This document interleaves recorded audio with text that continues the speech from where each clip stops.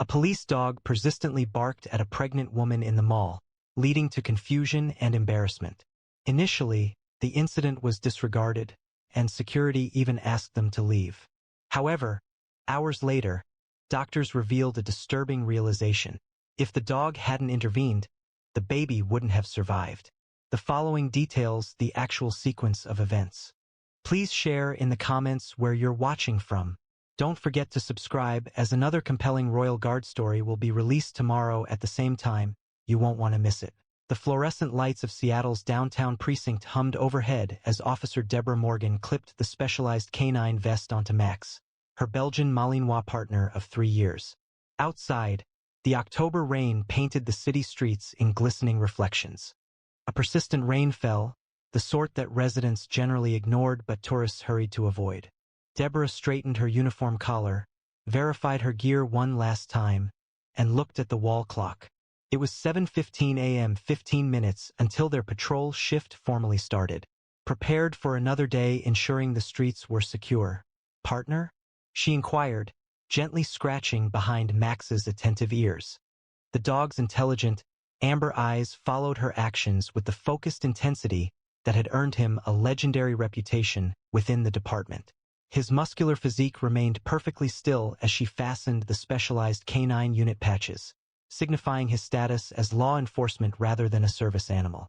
The precinct was filled with the regulated disorder of shift change. Night officers completing reports before departing for home, day shift receiving assignments, and coffee being consumed in abundance. Sergeant Wallace stopped as he walked by, giving Max a respectful nod. "Got something interesting for you two today, Morgan," he said, presenting a tablet containing their patrol assignments. A shopping mall had reported some minor shoplifting. Ordinarily, a standard patrol unit would be dispatched, but there had been a string of organized retail thefts in that area. Management specifically asked for our best team. Deborah held back a smile at the subtle compliment.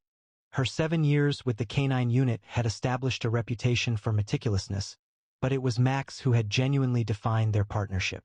What started as routine patrol and apprehension training transformed when trainers recognized Max's exceptional sense of smell, especially his capacity to identify blood in quantities so small they occasionally bypassed laboratory analysis. This skill set was first used for identifying injured suspects and finding victims during disaster events. 2 years prior, they were involved in the response following the Highway 18 bridge collapse, where Max located 3 victims trapped under rubble that thermal imaging failed to detect. His remarkable accuracy resulted in specialized training with the Medical Detection Research Program at Pacific Northwest University, where researchers continued to investigate the full scope of his abilities. "Another day, another dollar," Deborah commented, attaching Max's lead to her belt as they proceeded towards the parking garage. The specialized canine unit SUV waited in its designated spot, equipment already inspected and loaded during the previous night's end-of-shift protocol. While driving through Seattle's rain-slicked streets, Max sat attentively in his custom compartment, occasionally observing passing pedestrians before refocusing his gaze ahead.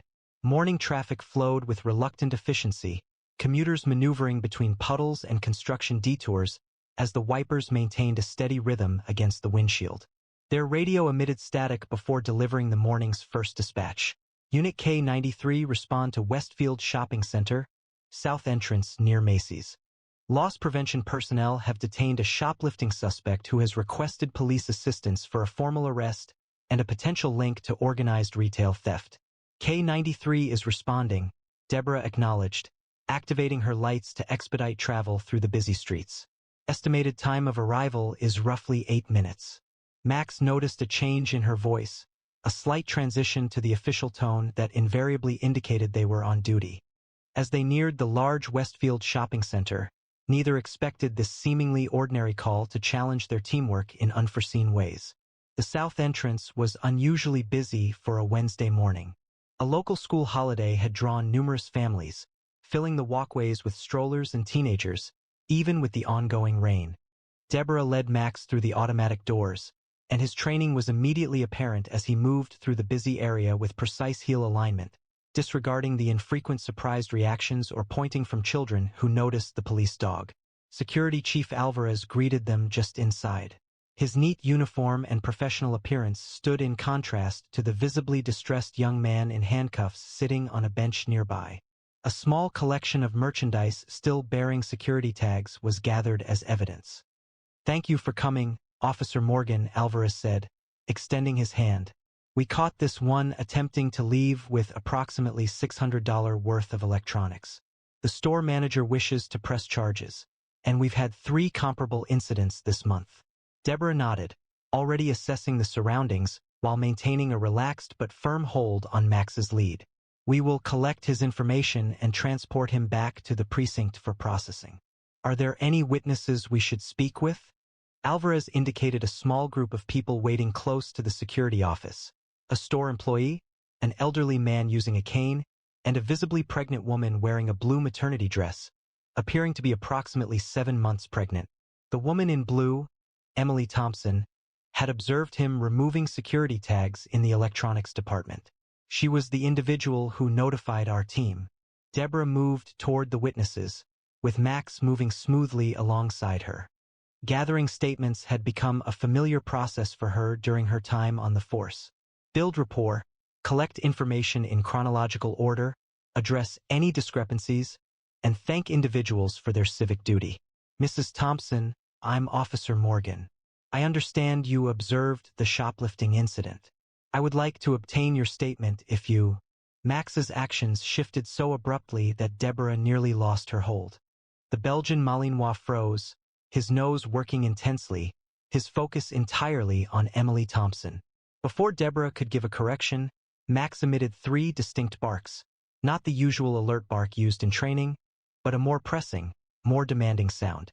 "Max, quiet," Deborah stated firmly, a blush rising on her cheeks as people turned to look throughout the mall entrance. The dog disregarded her entirely, an unprecedented action in their 3 years together. He edged closer to the pregnant woman, his barks growing louder. Emily Thompson moved backward, her hand moving to shield her belly. "What's wrong with him? Is he dangerous?" she asked, her voice filled with worry as she stepped away. "I'm so sorry," Deborah said, positioning herself between Max and the woman. "He's extremely well trained. This behavior is completely out of character." Security Chief Alvarez advanced, his demeanor shifting from professional to concerned. "Officer Morgan, perhaps you should remove your dog from the premises. We have other witnesses who can provide statements." Max continued to strain toward Emily, whining now between barks, his entire body communicating urgency that Deborah couldn't understand. A small group had assembled, with phones out to capture what was happening. The department certainly didn't need a viral video showing a police dog seemingly intimidating a pregnant woman. "Ma'am, are you okay?" Deborah asked Emily, still working to keep Max under control. "Did he frighten you?" Emily's hand stayed protectively on her abdomen. "I'm fine, just startled. Perhaps he's responding to something different." The baby kicked precisely as he began barking. "Deborah commanded. Max, settle." Deborah spoke with greater authority, eventually succeeding in drawing him back a few steps, even though his gaze remained focused on Emily's midsection. His actions were raising concerns for Deborah. This wasn't a display of aggression or a lack of training. It appeared Max was attempting to urgently convey a particular message. "Mrs. Thompson, this may seem unusual, but are you having any medical concerns related to your pregnancy? Any pain or discomfort whatsoever?" Emily appeared surprised by the inquiry. "Just the typical backache and some pressure, nothing unexpected for 7 months." "Why are you asking?" Alvarez's patience was obviously dwindling. "Officer, we have a retail theft suspect in custody and witnesses waiting. If your canine is unable to maintain appropriate behavior, we should proceed with this process without him." Deborah nodded reluctantly, feeling conflicted between her professional duties and the persistent feeling that Max's behavior needed to be addressed. Throughout the 3 years they'd collaborated, he had never been incorrect when alerting with such urgency. "I understand. Mrs. Thompson, I apologize for the interruption. If you are willing to proceed, I'd like to swiftly record your statement so you can leave." As Emily began describing what she'd observed in the electronics department, Max finally sat at Deborah's direction. He kept his gaze fixed on the pregnant woman, his muscles visibly trembling as he fought against whatever his instincts urged him to do. Again, I sincerely apologize for Max's behavior, Deborah said, concluding Emily's statement, her voice remaining professional despite the lingering embarrassment she felt. The pregnant woman had provided detailed information about the shoplifter's actions, but throughout the entire conversation, Max had remained focused on her, whining softly despite Deborah's quiet corrections. It's really fine, Emily insisted, though she kept a cautious distance from the Belgian Malinois. Animals sometimes react unusually around pregnant women. My sister's cat wouldn't leave her alone during her third trimester. Security Chief Alvarez expressed his displeasure, frequently glancing at his watch. Officer Morgan, we must process the suspect and resume regular operations at this entrance. This incident is causing considerable disruption, he stated. Deborah nodded in agreement, pausing briefly before closing her notebook. Mrs. Thompson, would you be willing to have the mall's first aid responder assess your vitals prior to your departure? This is simply a precaution. Max is specially trained in medical detection, and his actions indicate he's alerting to something. Emily's husband, Mark Thompson, a tall man in a business suit, has now joined them. Is that truly necessary? We are already running behind schedule for her prenatal appointment this afternoon. It would only take a minute, Deborah urged calmly. Max has a recorded history of identifying medical concerns prior to human recognition. Mark noticed a touch of worry in Deborah's tone. He thought it likely wouldn't be a problem. Emily had experienced more backaches than usual today.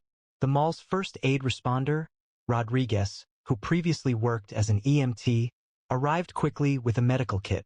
His brief examination showed no immediate issues. Emily's blood pressure was a little high, but remained within the expected range for pregnancy. Her pulse was steady, and she indicated no unusual symptoms beyond the normal discomfort of the third trimester. Everything appeared normal, Rodriguez concluded, as he packed away his stethoscope. Blood pressure was slightly elevated, but that's typical after standing and giving police statements. I suggest resting before your doctor's appointment this afternoon. Mark assisted Emily to her feet, his arms providing support around her waist. There, you see? Nothing to worry about. Your dog likely just smelled something else. Deborah nodded, although she noticed Max's continued alertness. We appreciate your understanding. Please don't hesitate to seek medical care if you notice any changes before your scheduled appointment.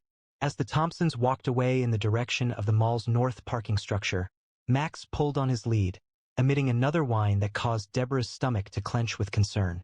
Officer Morgan, Alvarez's voice interrupted her thoughts. We need to finish processing our suspect, and honestly, I'll have to create an incident report regarding your K-9's conduct.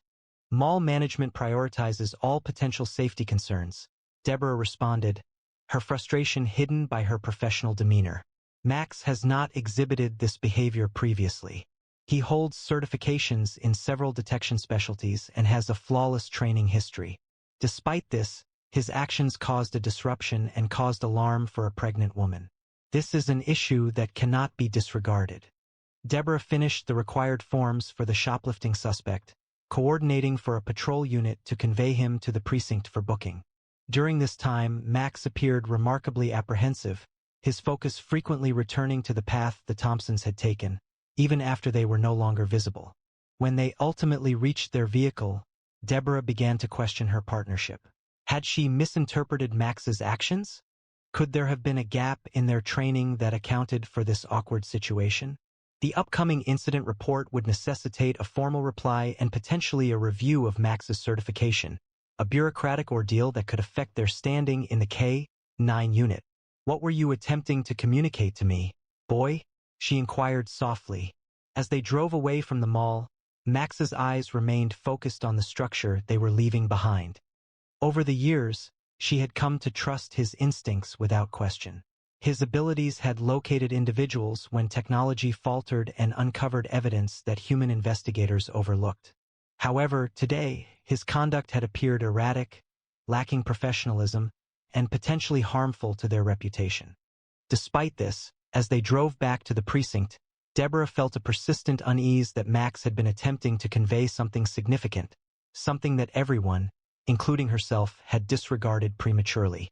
The autumn rain grew stronger as Deborah guided their vehicle into the precinct's K-9-unit parking area. Her thoughts returned to the initial time she encountered Max 3 years previously at the regional training facility in eastern Washington. She was recuperating from a shoulder injury, which she had gotten during a chase, an event that made her reconsider her career in patrol. The K-9 division appeared to be an ideal change, blending her law enforcement background with her long-held love of working dogs.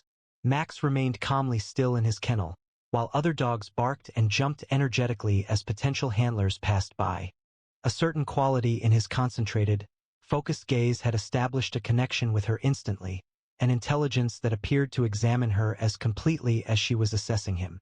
He's had 3 handlers already, the kennel master had informed her. Too intense, they'd said. Too focused on blood tracking to the exclusion of other training. Great nose, but they couldn't direct it appropriately. She knelt before his kennel, and Max approached the gate with dignified curiosity, unlike the frenetic energy of the other candidates. He's not washing out, she said with certainty. He's just waiting for someone who understands him. Their first 6 months together had been challenging.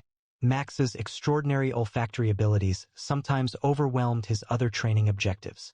Although many police dogs receive training to identify various odors, such as narcotics or explosives, Max exhibited an exceptional and almost uncanny ability to detect blood.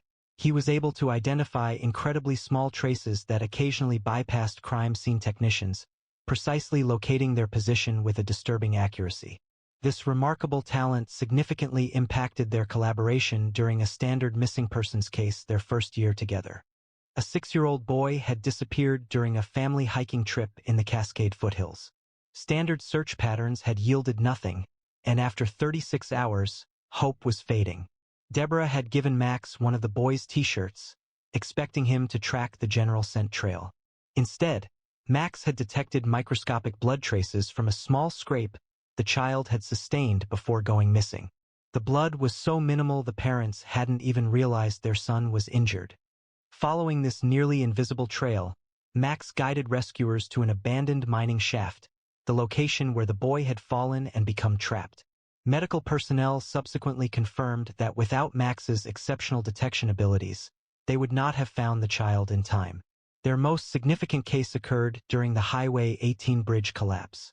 Amid the chaos of broken concrete and twisted rebar, Max systematically located survivors by detecting blood through layers of debris. A notable example occurred when he firmly advocated for a specific area of collapsed roadway, even though thermal imaging revealed no heat signatures. Rescue personnel subsequently located a young woman experiencing hypothermia. Her core temperature was so low that sensors failed to register it. However, Max identified microscopic blood originating from her internal injuries, perceiving it through 20 feet of concrete. Following the incident, researchers from Pacific Northwest University's medical detection program contacted the department regarding a study of Max's abilities. Subsequent, controlled tests validated what Deborah already knew. Max could detect blood at concentrations as low as a few parts per billion, and even more remarkably, he could differentiate between various types of bleeding, appearing to prioritize based on the severity or source of the blood. Dr. Eleanor Patel, the program's lead researcher, had been especially intrigued by Max's seeming ability to detect internal bleeding that presented with no external signs. He's not simply smelling the blood, she explained to Deborah during one testing session. He's detecting these specific biomarkers released when certain tissues are damaged. It's as if he possesses a portable medical laboratory in his nose. This training was integrated into their standard certification process, with Max's capabilities detailed in peer-reviewed research articles and specialized law enforcement journals. His detection skills had identified gunshot victims concealed within buildings, determined internal injuries in car accident victims who presented without visible trauma, and even alerted to a brain aneurysm in a colleague during a routine training exercise. Despite this, those remarkable talents had been disregarded by all, even herself, when Max had concentrated on Emily Thompson. Now, sitting in the parking lot, rain beating on the roof of their car, Deborah resolved to act. Max had never been mistaken when expressing that degree of concern, not once in 3 years. She retrieved her phone and searched for Emily Thompson, Seattle.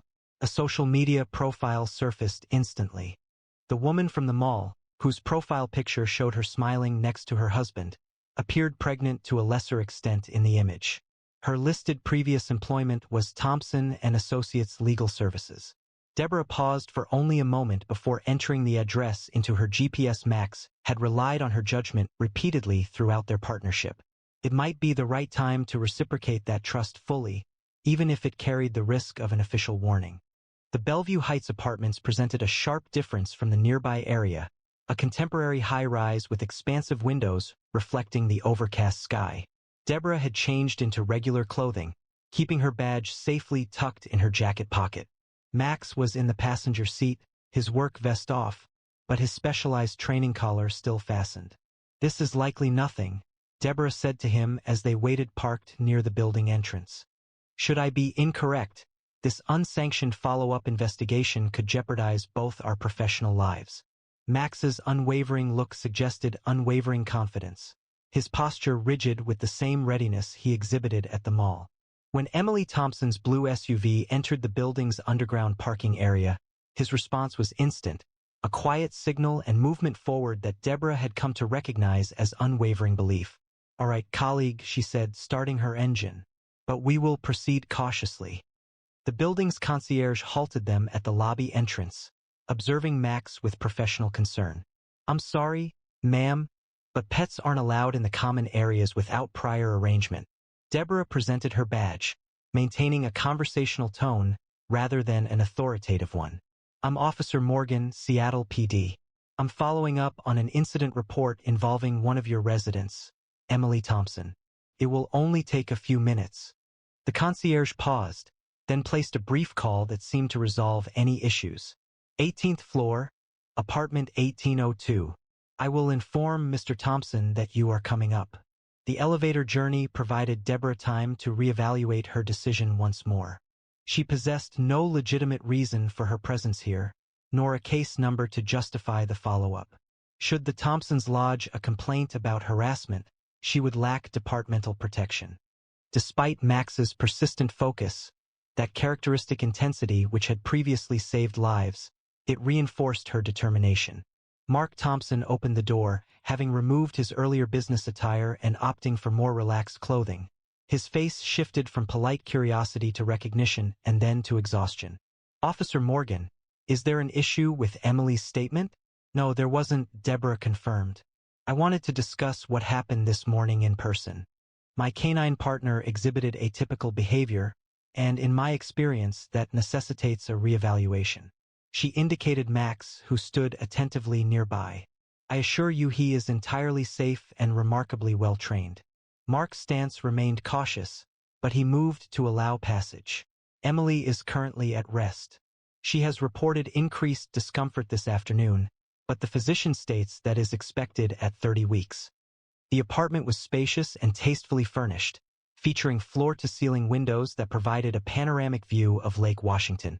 Emily reclined on a sectional sofa, appearing more fatigued than she had earlier that morning. A throw blanket covered her legs, even though the apartment was warm. "Officer Morgan?" Emily's surprise was clear as she attempted to sit up straighter. She asked, "Is something wrong with my witness statement?" Max's reaction was immediate and unmistakable. His body tightened, his nose working quickly as he focused intently on Emily, mirroring the focus he's displayed at the mall, but now with heightened urgency. "I apologize for this unusual visit," Deborah began, keeping a firm grip on Max's lead. "But I wanted to check on you." Max is specially trained in medical detection, and his behavior this morning indicated he detected something concerning. Emily's hand moved protectively over her abdomen. The mall first aid person reported everything was fine. Deborah conceded that it was likely. However, Max had a proven ability to identify medical concerns prior to the onset of typical signs. He had been involved in medical research projects at Pacific Northwest University, consistently demonstrating a flawless record of detection accuracy. Mark approached his wife, his posture revealing a cautious disbelief. "You're implying your dog possesses knowledge regarding my wife's health that her obstetrician lacks?" Deborah selected her subsequent phrasing with deliberation. "Max possesses specialized training in blood detection, enabling him to identify internal bleeding prior to the emergence of external symptoms. He has located disaster victims beneath rubble by detecting microscopic blood traces through 20 feet of concrete. Emily shifted uncomfortably on the sofa, wincing slightly. "I've just been having some back pain and pressure," she said. "The doctor said it's normal, especially since I've been on my feet more than usual today." Max abruptly accelerated with such resolve that Deborah had to steady herself. Rather than barking, he whimpered anxiously, employing the sound he reserved for search and rescue missions when he'd found a seriously hurt individual. "When is your doctor's appointment?"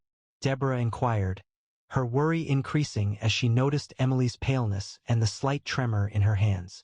"Not until 4, Mark replied, glancing at his watch. "About an hour from now." Deborah made a decision that could end her career if she was wrong.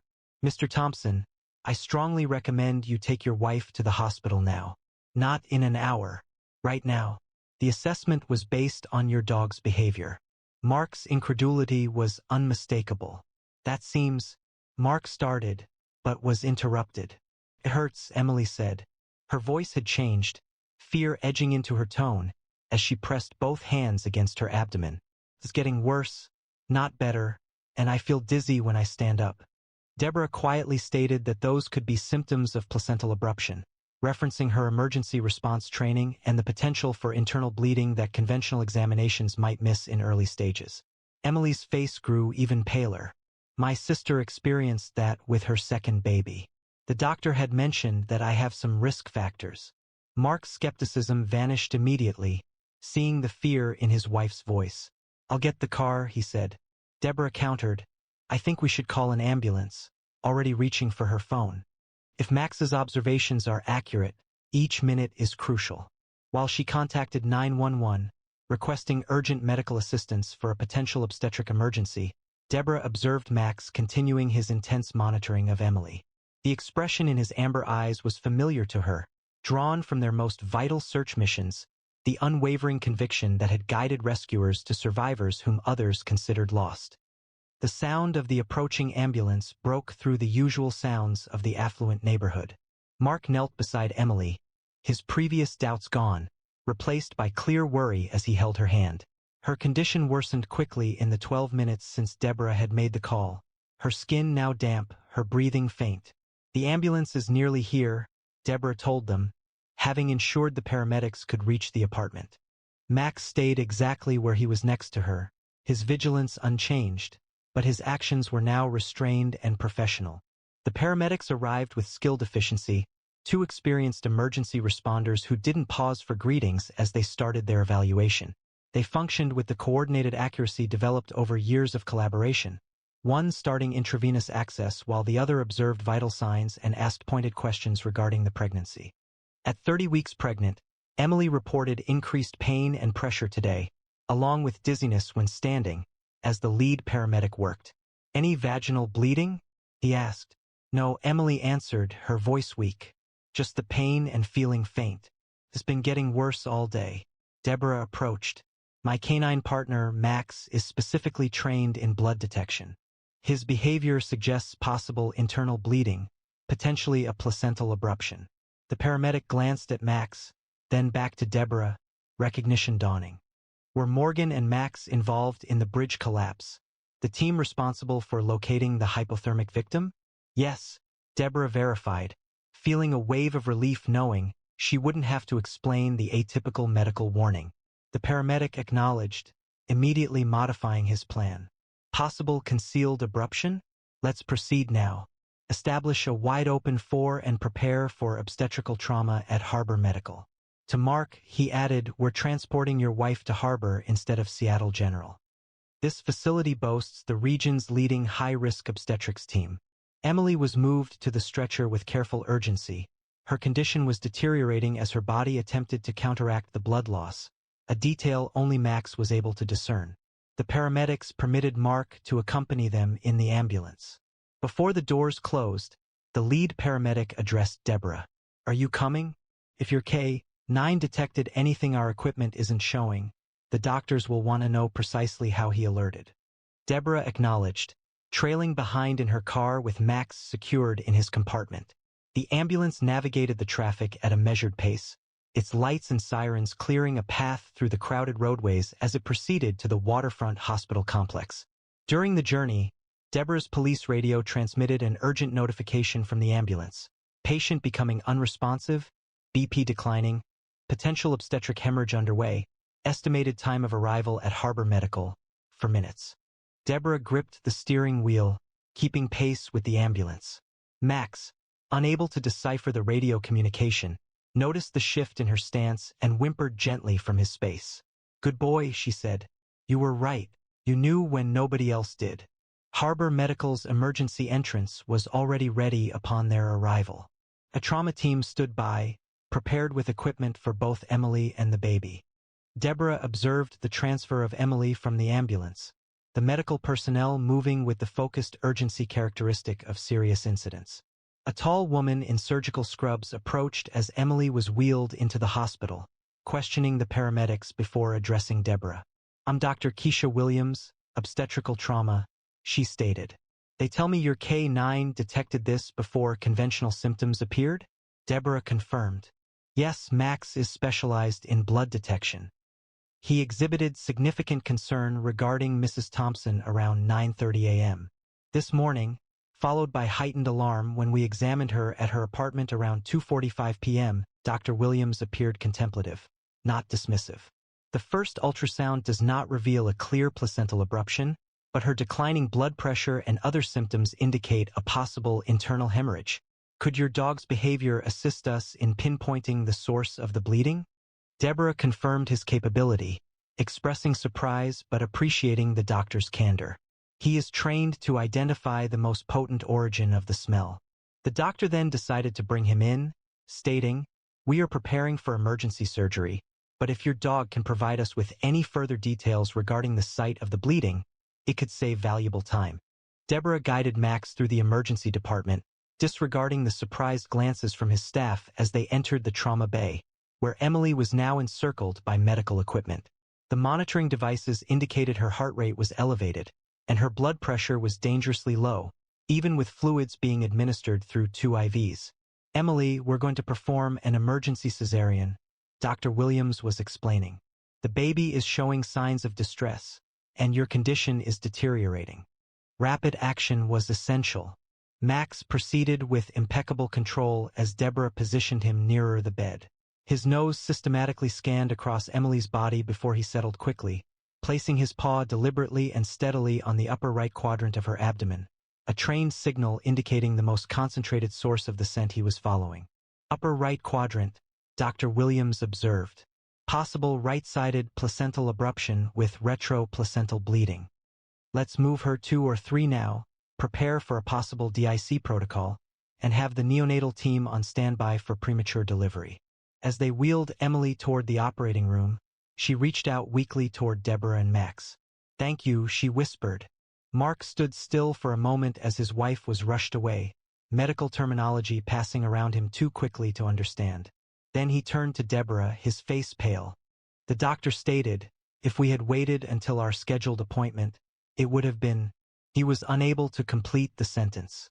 "Your wife is in good hands," Deborah reassured him, despite the seriousness of the situation being clear in the controlled disarray surrounding them.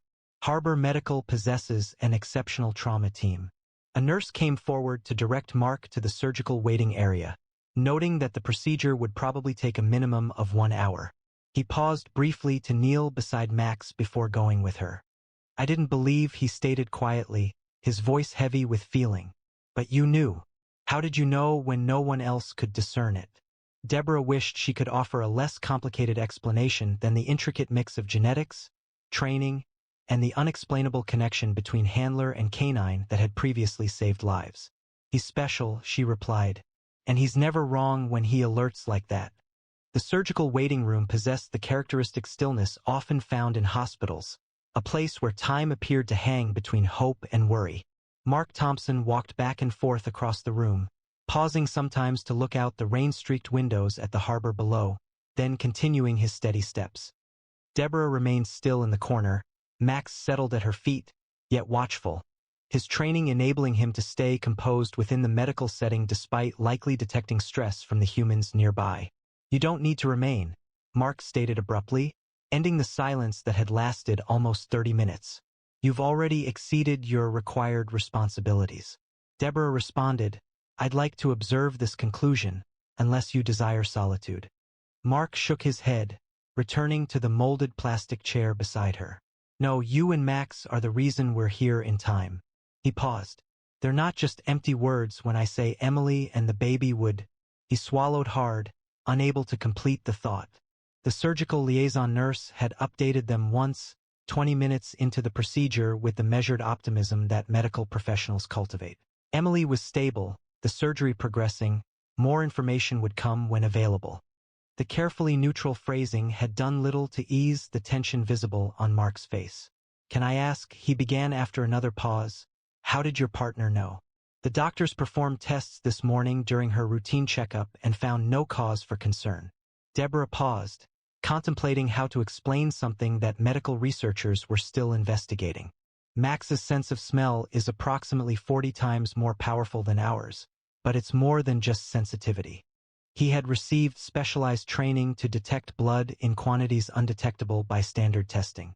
Crucially, he could distinguish between normal blood presence and unusual bleeding patterns.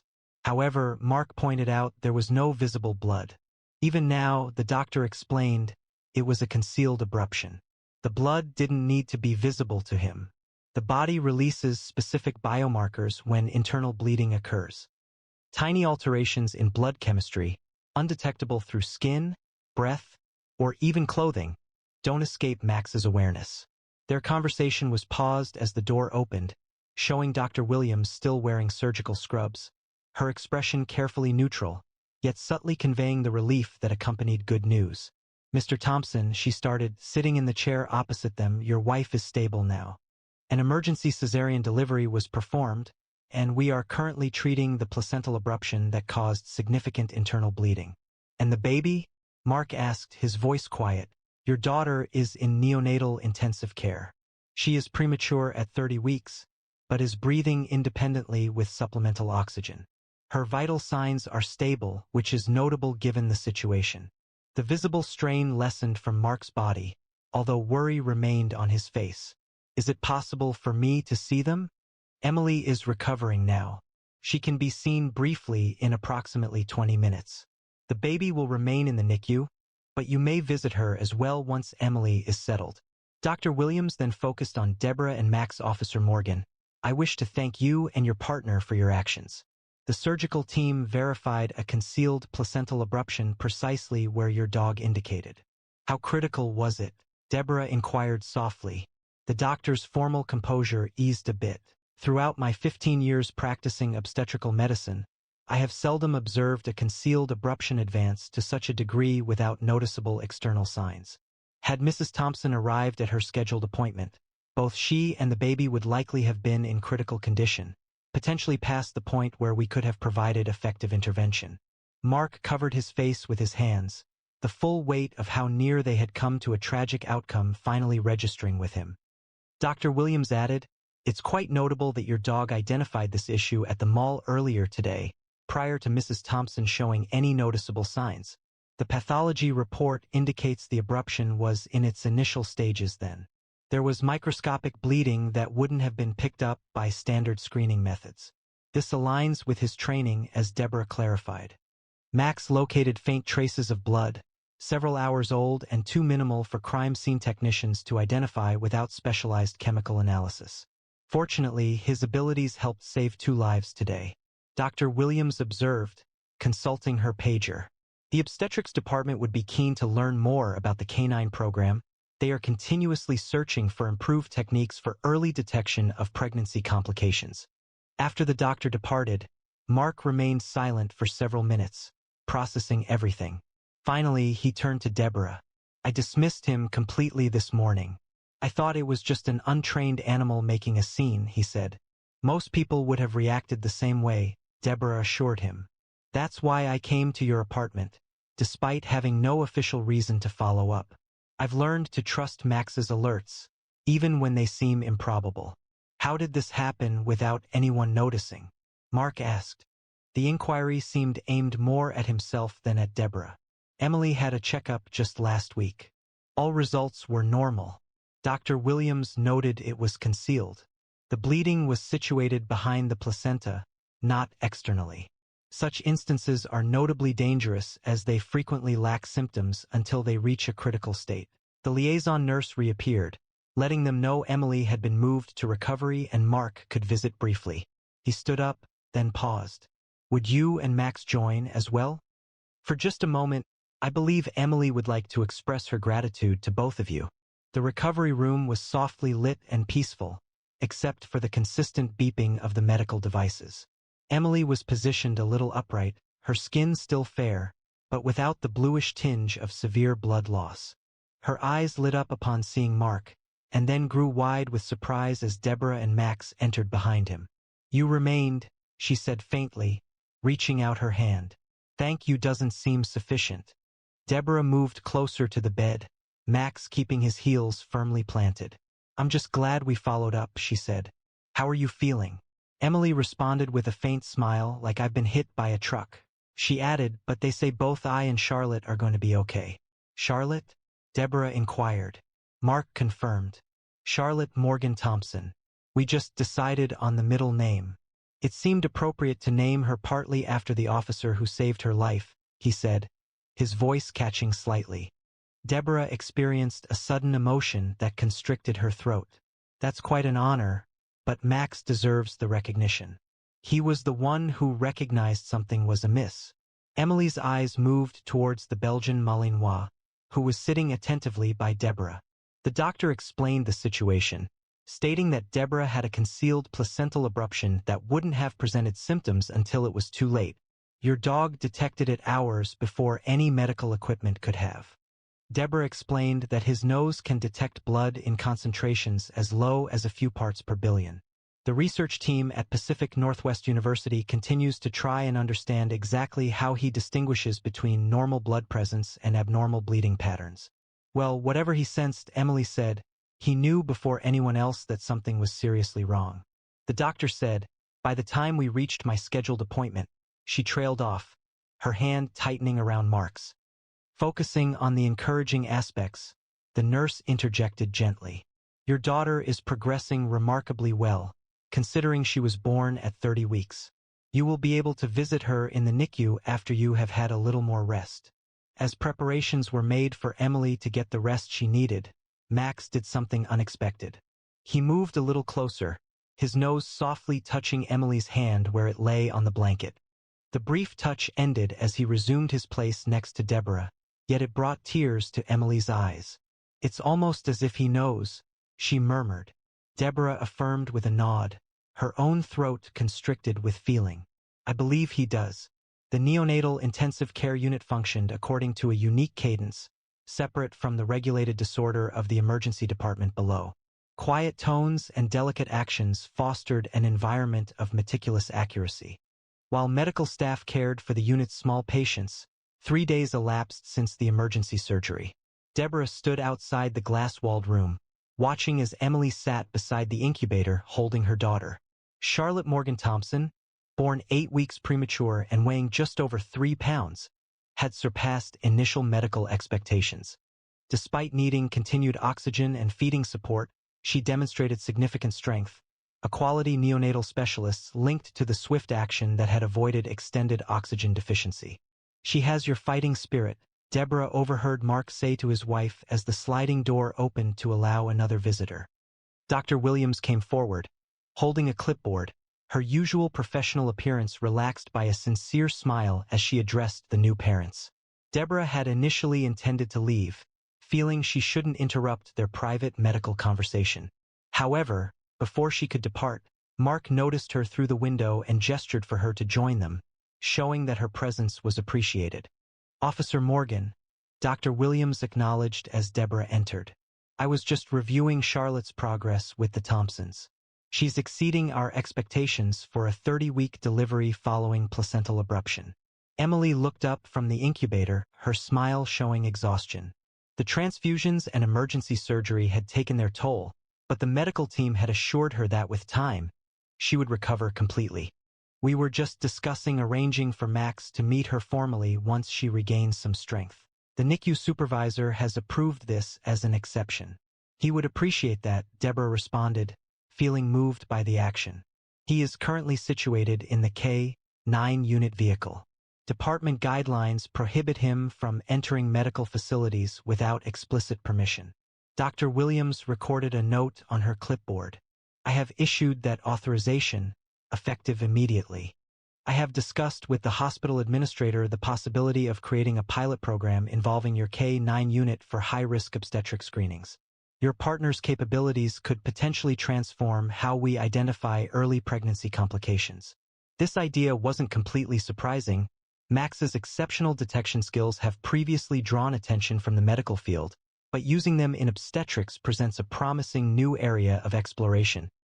Deborah considered the research potential involving other pregnant women, focusing on complications that could be identified before they escalated into life-threatening emergencies. She volunteered to discuss the idea with her superiors, noting that the department already had established protocols for specialized deployments in medical settings. Mark stood beside his wife, his hand gently resting on the incubator holding their daughter. I found it difficult to accept Dr. Williams' explanation of Emily's condition. The placenta had started to detach from the uterine wall that morning, coinciding with the moment your dog first alerted at the mall. The doctor detailed that the bleeding was entirely internal, adopting a clinical and precise tone. She clarified that standard screening methods would not have identified the issue at that stage. When Emily arrived at the hospital, approximately 20% of her blood volume had been lost into the concealed space behind the placenta. If the condition had advanced another 2 to 3 hours, the potential consequences would likely have been severe. Emily reached through the incubator's access port to gently touch her daughter's tiny hand. The NICU doctor explained that babies born following placental abruption frequently experience complications related to oxygen deprivation. However, Charlotte's test results are all normal. Dr. Williams clarified that we were able to deliver her because the placental separation hadn't advanced to the point where it would have jeopardized her oxygen supply. Typically, in situations like this, patients don't receive medical attention until they display significant symptoms, and the fetus has frequently been in distress for hours. A sense of the potential severity of the situation lingered briefly before Mark spoke. Hospital leadership inquired about our willingness to contribute to a case study for their medical journal. The focus would be on documenting an instance where a police canine identified a critical medical condition prior to the detection by conventional medical technology. I believe this is an excellent proposition, Deborah stated. Max's abilities warrant greater awareness within the medical field. There could be other potential uses we haven't yet explored. A soft chime from Dr. Williams's pager interrupted the discussion. Having reviewed the message, she stepped away to care for another patient, stating she would return to talk about Charlotte's feeding progress. Once she left, Emily took Deborah's hand. I can't help but think about how things might have turned out differently, Emily said. If you hadn't relied on Max to follow up, he's the one who should be recognized, Deborah replied. I nearly dismissed him myself. Were it not for our shared past, and the numerous occasions his instincts proved accurate even when they appeared unlikely, I might have considered his actions an unusual occurrence. Will you incur any repercussions for observing us without proper authorization? Mark inquired, his voice filled with worry. Deborah replied with a smile. Actually, the opposite is true. After the department became aware of the situation, they've provided complete backing. The possibility of favorable media coverage and the potential for advancements in medical research have transformed what might have been a routine matter into what my sergeant described as a public relations opportunity. Observing through the glass wall of the NICU, she noticed other small infants in their incubators, all supported by the equipment intended to maximize their chances of survival. She wondered how many of their mothers might have gained from earlier identification of complications. What number of future cases might be identified sooner? Ideally, if Max's abilities could be consistently used in medical screening. Would you and Max consider being Charlotte's godparents? Emily asked abruptly, the question surprising Deborah completely. I know it's unusual, But then so is having your life saved by a police dog with a supernatural nose. The unexpected offer moved Deborah profoundly. Throughout her career in law enforcement, she had rescued individuals and impacted numerous cases. Yet this situation felt distinct, more intimate, and deeper in significance. "We would be honored," she replied concisely, recognizing that this case had altered not only the Thompsons' lives but also her own understanding of her collaboration with Max. She had always been impressed by his exceptional skills, but now she realized that relying on those abilities could go beyond standard work rules and processes when something truly critical was involved. As she departed the NICU to get Max from the car, Deborah considered the connection that had led her to trust her colleague's judgment, even though every reasonable consideration suggested otherwise. Certain bonds transcended typical understanding, be it between a mother and child, a handler and dog, or the unusual capacity of a dog to perceive what advanced medical equipment missed until the situation was critical. The winter sun stretched shadows across the main entrance of Harbor Medical Center as Deborah led Max through the automatic doors. While they had been visiting weekly throughout Emily's lengthy recovery, today held a significant moment: Charlotte's formal release following 31 days in neonatal intensive care. The Belgian Malinois moved with impeccable discipline despite the excitement visible in his attentive stance. He had adjusted surprisingly well to the hospital setting during their earlier visits, preserving his professional attitude even as staff paused to appreciate him. He chose a specialized therapy dog designation, temporarily granted for this visit, instead of his usual working vest. The Thompson family was located in the NICU family room, where balloons and a small group of medical staff who had cared for Charlotte during her first month were gathered. The premature infant, who had previously appeared impossibly tiny, now weighed nearly 5 pounds. Her improved condition was clear in her more alert gaze and stronger movements. Emily, as mandated by hospital policy for discharge, remained in a wheelchair despite her physical recovery from surgery. A smile spread across her face when she noticed Deborah and Max entering. "The guests of honor," she announced, prompting the assembled medical team to turn. "Everyone, this is Officer Deborah Morgan and K-9 Officer Max, the team that saved both our lives." Dr. Williams approached. Perfect timing. "We were just about to have a small celebration before discharge. Charlotte has surpassed all developmental milestones." Mark came forward, gently holding his daughter. The change in him was striking.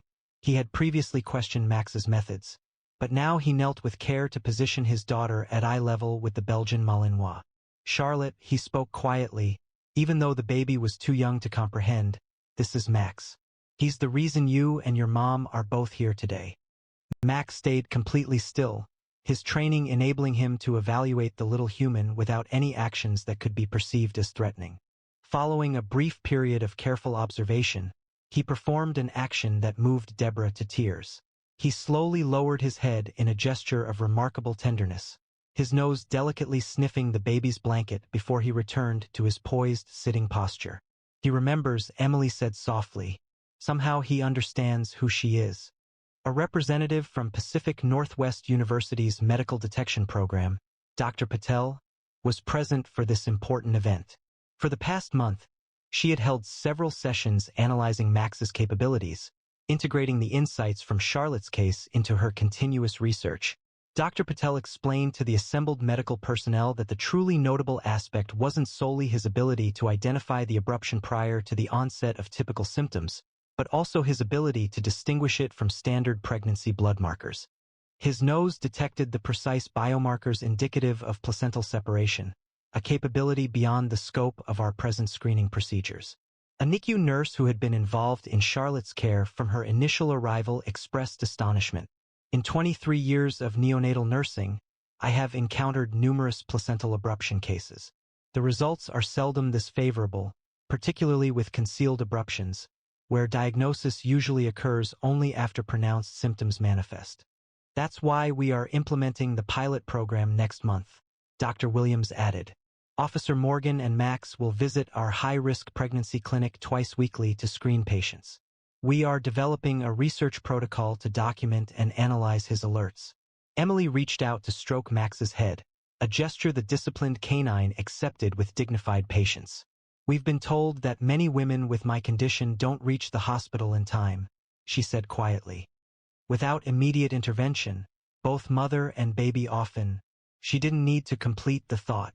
Everyone in the room understood the seriousness of what had nearly happened and what Max's extraordinary abilities had prevented. Mark carefully returned Charlotte to Emily's arms, the baby now sleeping peacefully, unaware of her medical journey or the significance of this day. "We wanted to give you something," he said to Deborah, retrieving a small package from beside the wheelchair. "While it may seem modest in comparison to your previous generosity, we wished for you to receive this." Within the securely packaged box was a framed photograph depicting Charlotte and her incubator, showcasing her small hand clasped around Emily's finger. Accompanying it, a silver, badge-shaped medallion bore the inscription Canine Hero, Max, along with Charlotte's birth date. "The department already presented us with formal recognition last week," Deborah remarked, moved by this thoughtful personal touch. Emily clarified that this wasn't about formal acknowledgement. "It was a gift from our family to yours, as you and Max have become to us." While they made arrangements to depart the hospital, Charlotte was safely secured in her car seat. With medical staff providing concluding directions, Deborah considered the remarkable sequence of occurrences that led them to this point. What started as a standard shoplifting call had fundamentally altered not only the Thompsons' lives, but potentially the future of maternal-fetal medicine. The hospital administrator had spoken with her earlier that week regarding the possibility of expanding the pilot program into a lasting screening initiative, one that could eventually be mirrored in hospitals nationwide. Max's capabilities, previously viewed as exceptional even within the specialized field of canine units, could potentially lead to a completely novel method for the early detection of pregnancy complications. As they accompanied the family to their vehicle, Deborah noted Max's persistent attentiveness, not the frantic vigilance of that initial meeting, but the content focus of a protector whose responsibility was now secure. Certain bonds defied easy understanding, whether built over years of collaboration or forged in a sudden crisis when intuition trumped formal instruction. As they arrived at the parking area, Emily spoke to Deborah for a final moment.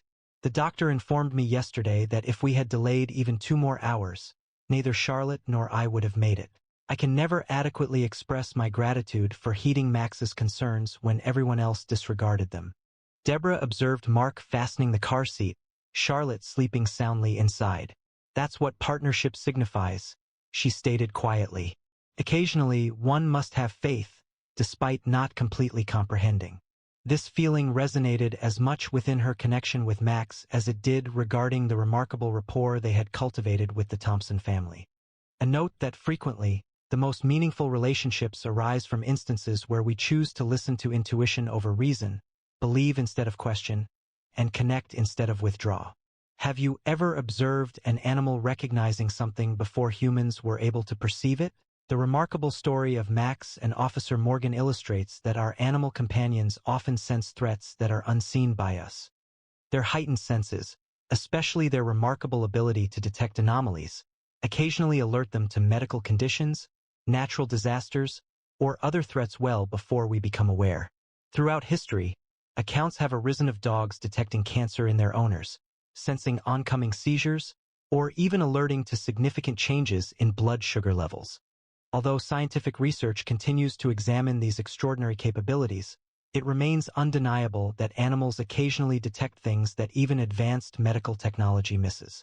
Considering the critical emergency experienced by Emily and Charlotte Thompson, should trained police dogs be utilized more frequently in medical environments?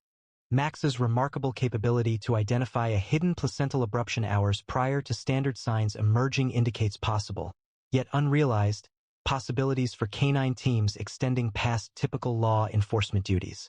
With medical detection dogs increasingly utilized for conditions like diabetes and epilepsy, possibly law enforcement canines, through specialized training, could fill essential gaps in healthcare screening. What's the most astonishing animal instinct story you've encountered? You may have observed a pet acting unusually before an earthquake, a service dog alerting to an undetected medical emergency, or another striking example of animal perception that went beyond common understanding. We are interested in hearing about your experiences with these exceptional bonds between humans and animals. If Max and Officer Morgan's story resonated with you, please like and leave a comment sharing your thoughts. These incredible canine stories showcase the remarkable bond between handlers and their four-legged partners, connections that sometimes transcend explanation and occasionally save lives when it matters most. Don't forget to subscribe to our channel if you haven't already. We share new police canine stories regularly, each highlighting the remarkable abilities of these highly trained animals and the officers who work alongside them. Make sure you hit the notification bell so you don't miss a new upload. Watch our previous canine hero stories, which are appearing on your screen now. From drug detection and criminal apprehension to search and rescue operations, these incredible working dogs continue to prove that sometimes the most powerful tools in law enforcement have four paws and an extraordinary nose. We'll see you tomorrow with another brand new video. The funeral was silent, heavy with grief until the police dog acted. He jumped onto his handler's casket, and his subsequent actions left the entire room in tears. Here's what happened. But before we get into today's story, drop a comment below telling us where in the world you're watching from. And if you love extraordinary police dog stories like this one, make sure to hit that subscribe button. You won't want to miss what's coming next. The October morning arrived gray and somber, as if the sky reflected the sadness of those assembled at Oakwood Memorial Chapel. A cool breeze stirred the nearby maple trees, their crimson leaves sometimes detaching to briefly swirl, before landing on the gravel pathway where numerous police cruisers were arranged in precise formation. Within the chapel, the atmosphere was thick with the combined fragrances of polished wood, floral displays, and the palpable stress of shared sorrow. Officers in dress blues occupied the pews, their badges adorned with black mourning bands. Their faces, typically hardened by years of service, visibly strained to remain composed as they observed the flag-draped casket at the room's front. Officer Michael Mike Reeves, 34 years old and an 8-year veteran of the Riverside Police Department, a recipient of 2 commendations for bravery, rested silently within the wooden box. An official portrait, positioned on an easel next to the casket, depicted a man with keen hazel eyes and a gentle smile that didn't fully convey a solemn demeanor. In the front row, Mike's parents were seated, visibly burdened by the sorrow of outliving their son. His mother held a handkerchief, while his father, a former officer, gazed forward. Next to them, Mike's sister Elaine dabbed at tears that appeared unending, her shoulders shaking with each inhale. Near the side entrance, a disturbance caught the attention of several people. Officer Terrence Wilson worked to manage a Belgian Malinois, whose strong physique trembled with anticipation. The dog's golden-brown eyes moved quickly around the chapel, examining every face and every area, as if looking for someone expected to be present. "Easy, Ranger," Wilson said softly, tightening his hold on the leash as the dog made a low, mournful sound. Ranger had been Mike's partner for 4 years. Working as a team, they had located missing children, arrested dangerous suspects, and uncovered hidden contraband that could have gone unnoticed. They were the K-9 unit's most accomplished team. Now Ranger's ears twitched, his nose working intensely, showing uncertainty in his posture. 4 years prior, Officer Mike Reeves had been in the impersonal hallway of the Regional K-9 Training Center, anxiously straightening his uniform collar. Following 6 years of patrol work, he received approval for the K-9 unit, a goal he'd held since his academy days. The training sergeant, a stern woman named Martinez with 20 years of experience visible on her face, guided him towards the kennels. She cautioned him, her keys making noise as they walked, not to become too attached too quickly. He would work with 3 prospects before final assignments were made. Some partnerships succeed, others fail. The dog's choice is as important as your own. A lively atmosphere filled the kennel area. German Shepherds, Belgian Malinois, and Dutch Shepherds were watchful in their enclosures. Martinez paused at the 3rd kennel, where a tan Malinois with distinctive facial markings stood rigidly at attention, amber eyes following every movement. "This is Ranger, 18 months old, imported from a European working line," Martinez said, observing Mike's reaction. "He has a high drive, high intelligence, and could be too intense for some handlers." A prior candidate found him unmanageable, describing him as too intense. Mike lowered himself to the dog's level, keeping eye contact. Typically, police dogs displayed immediate enthusiasm or aggression upon approach, but Ranger was an exception. He stayed perfectly still, evaluating Mike with a disconcerting intensity, as if peering directly through him. "Hey there, partner," Mike said gently. At those words, a slight alteration appeared in Ranger's stance. A minor change that only Martinez detected, his eyebrows lifting a little. The dog moved toward the kennel gate with careful steps, paused once to sniff at Mike's offered hand, then settled, holding eye contact. "Well," Martinez said, "that's certainly not what I expected." The bond was instant, though neither person nor dog could articulate it. When they started training together the following day, the other handlers observed in amazement as Ranger seemed to predict Mike's instructions almost before he voiced them. By the third week, Martinez discontinued the rotations, formally assigning pairs. Their initial significant challenge arose 6 months later, a missing 10-year-old child in Oakwood Park. The search had been ongoing for hours, with numerous agencies searching the thick woodland as night fell and temperatures decreased. Mike observed Ranger assessing the scene, tracking a scent trail that other canines had overlooked. "He's detected something," Mike transmitted to the command post. "We are proceeding east towards the creek bed." Rain had begun to fall, washing away scent particles, but Ranger never hesitated. He led Mike through thickets and over fallen trees until they found the boy, huddled beneath an overhanging embankment, hypothermic but alive. Their partnership extended beyond statistics. Mike had remained single, his apartment becoming their shared domain. Morning runs continued regardless of weather. Evenings were spent reinforcing training exercises that had become more like games, their lives completely intertwined. Mike's parents had thoughtfully provided Ranger with a Christmas stocking, acknowledging him as part of the family. The 911 call was received at 2:34 a.m. on Thursday, reporting a domestic disturbance on Elm Street, a residential area of modest single-family homes. Dispatch records indicated this was the third call originating from that address within the past 2 months, with prior incidents resolved without any arrests. Officer Chun was already en route, requesting additional support as per standard protocol. K9-7 was ready to assist, as Mike had radioed, with Ranger alert in the specialized compartment behind him. Acknowledged K9-7. The report indicated a male subject, possibly armed, with children present in the home. Mike's cruiser arrived approximately half a block from the address, maintaining dark lights to minimize the risk of escalation. Chen's patrol car was already on scene, positioned strategically to provide cover. Mike secured Ranger's tactical harness, and the dog instantly transitioned to working mode. "Report, what is the situation?" "Mike," she said as they neared Chun, who was positioned behind her vehicle door, hand on her holster. The male subject was identified as Jacob Reynolds, age 42. His wife had initiated the call, stating he had been consuming alcohol and had begun threatening her with a handgun when she announced her intention to leave him. 2 children were present inside the residence, aged 8 and 5. The house appeared dark, with only a single light illuminating the living room. Abruptly, the front door swung open, and a woman emerged, holding 2 children, all still in pajamas. "He's got a gun," she gasped, as Chen directed them towards the patrol cars. He stated he wasn't returning to jail.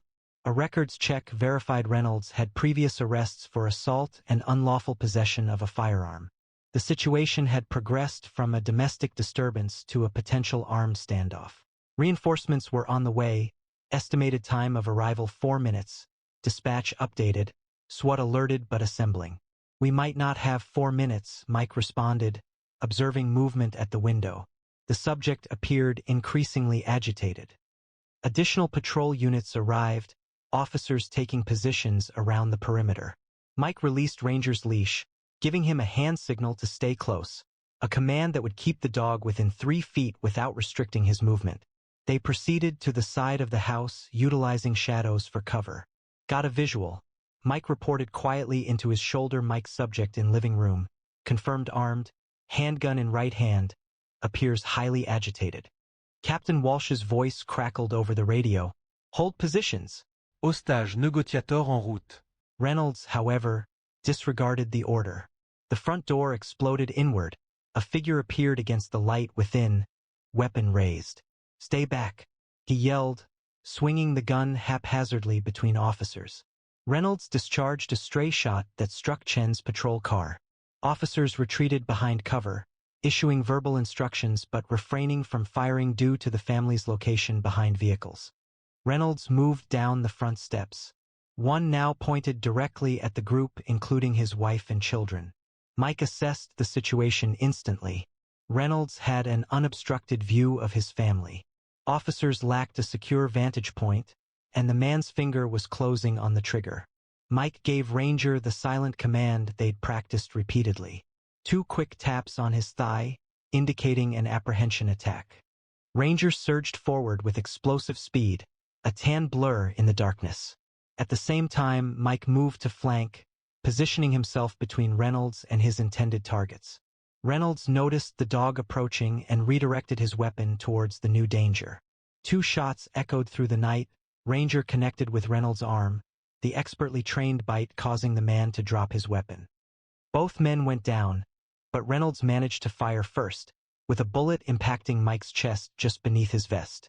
A second shot followed from Mike's service weapon as he fell, hitting Reynolds in the shoulder, disabling him but not fatally. "Officer down! Officer down!" Chen's voice broke over the radio as she hurried to Mike, who had fallen onto the asphalt.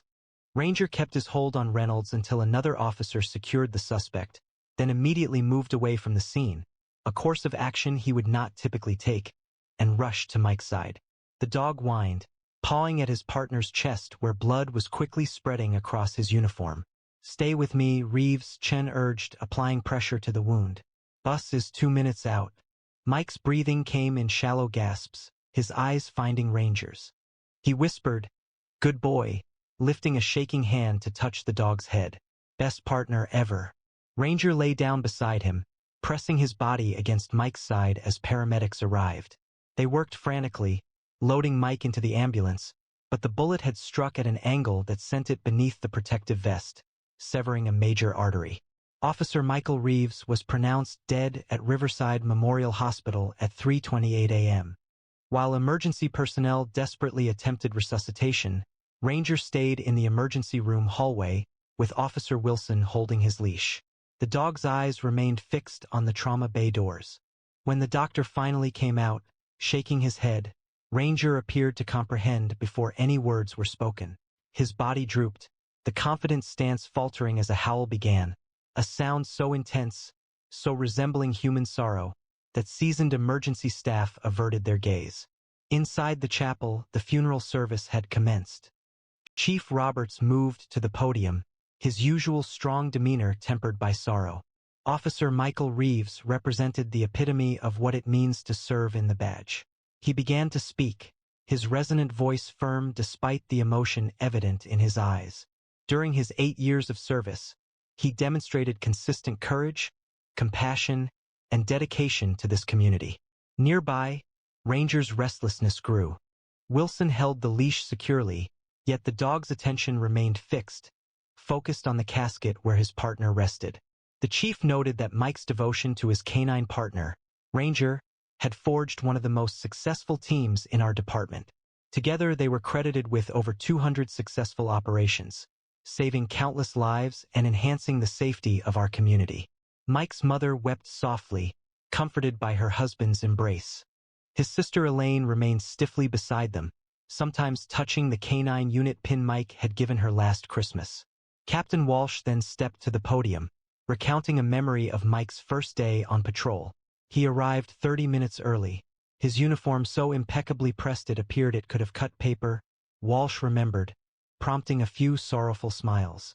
When I inquired about his promptness, he stated, "My dad always told me if you're on time, you're already late." Mike consistently exceeded expectations. As personal recollections transitioned into the official ceremony, Ranger displayed increasing signs of distress. The dog breathed rapidly, adjusting his posture, and kept his gaze fixed on the casket. Wilson worked to manage the situation, understanding the importance of the moment, yet obligated to ensure order throughout the service. The department chaplain commenced the religious segment of the service, his words of comfort seeming inadequate given the sight of a flag-draped casket and a room filled with grief. Though Officer Reeves walks through the valley of the shadow of death, he fears no evil, the chaplain stated. At these words, Ranger emitted a low whine that resonated through the quiet chapel, and several heads turned, with expressions of understanding rather than annoyance appearing on their faces. The service continued with the presentation of Mike's badge and service weapon to his parents. The department's bagpipe player moved to the front, the poignant melody of Amazing Grace echoing through the chapel. As the bagpipes ceased, a quiet stillness settled over the chapel. The funeral director walked to the podium, ready to provide directions for the procession to the cemetery. Prior to speaking, Ranger's demeanor changed significantly. The Belgian Malinois froze, his body trembling as if electrified.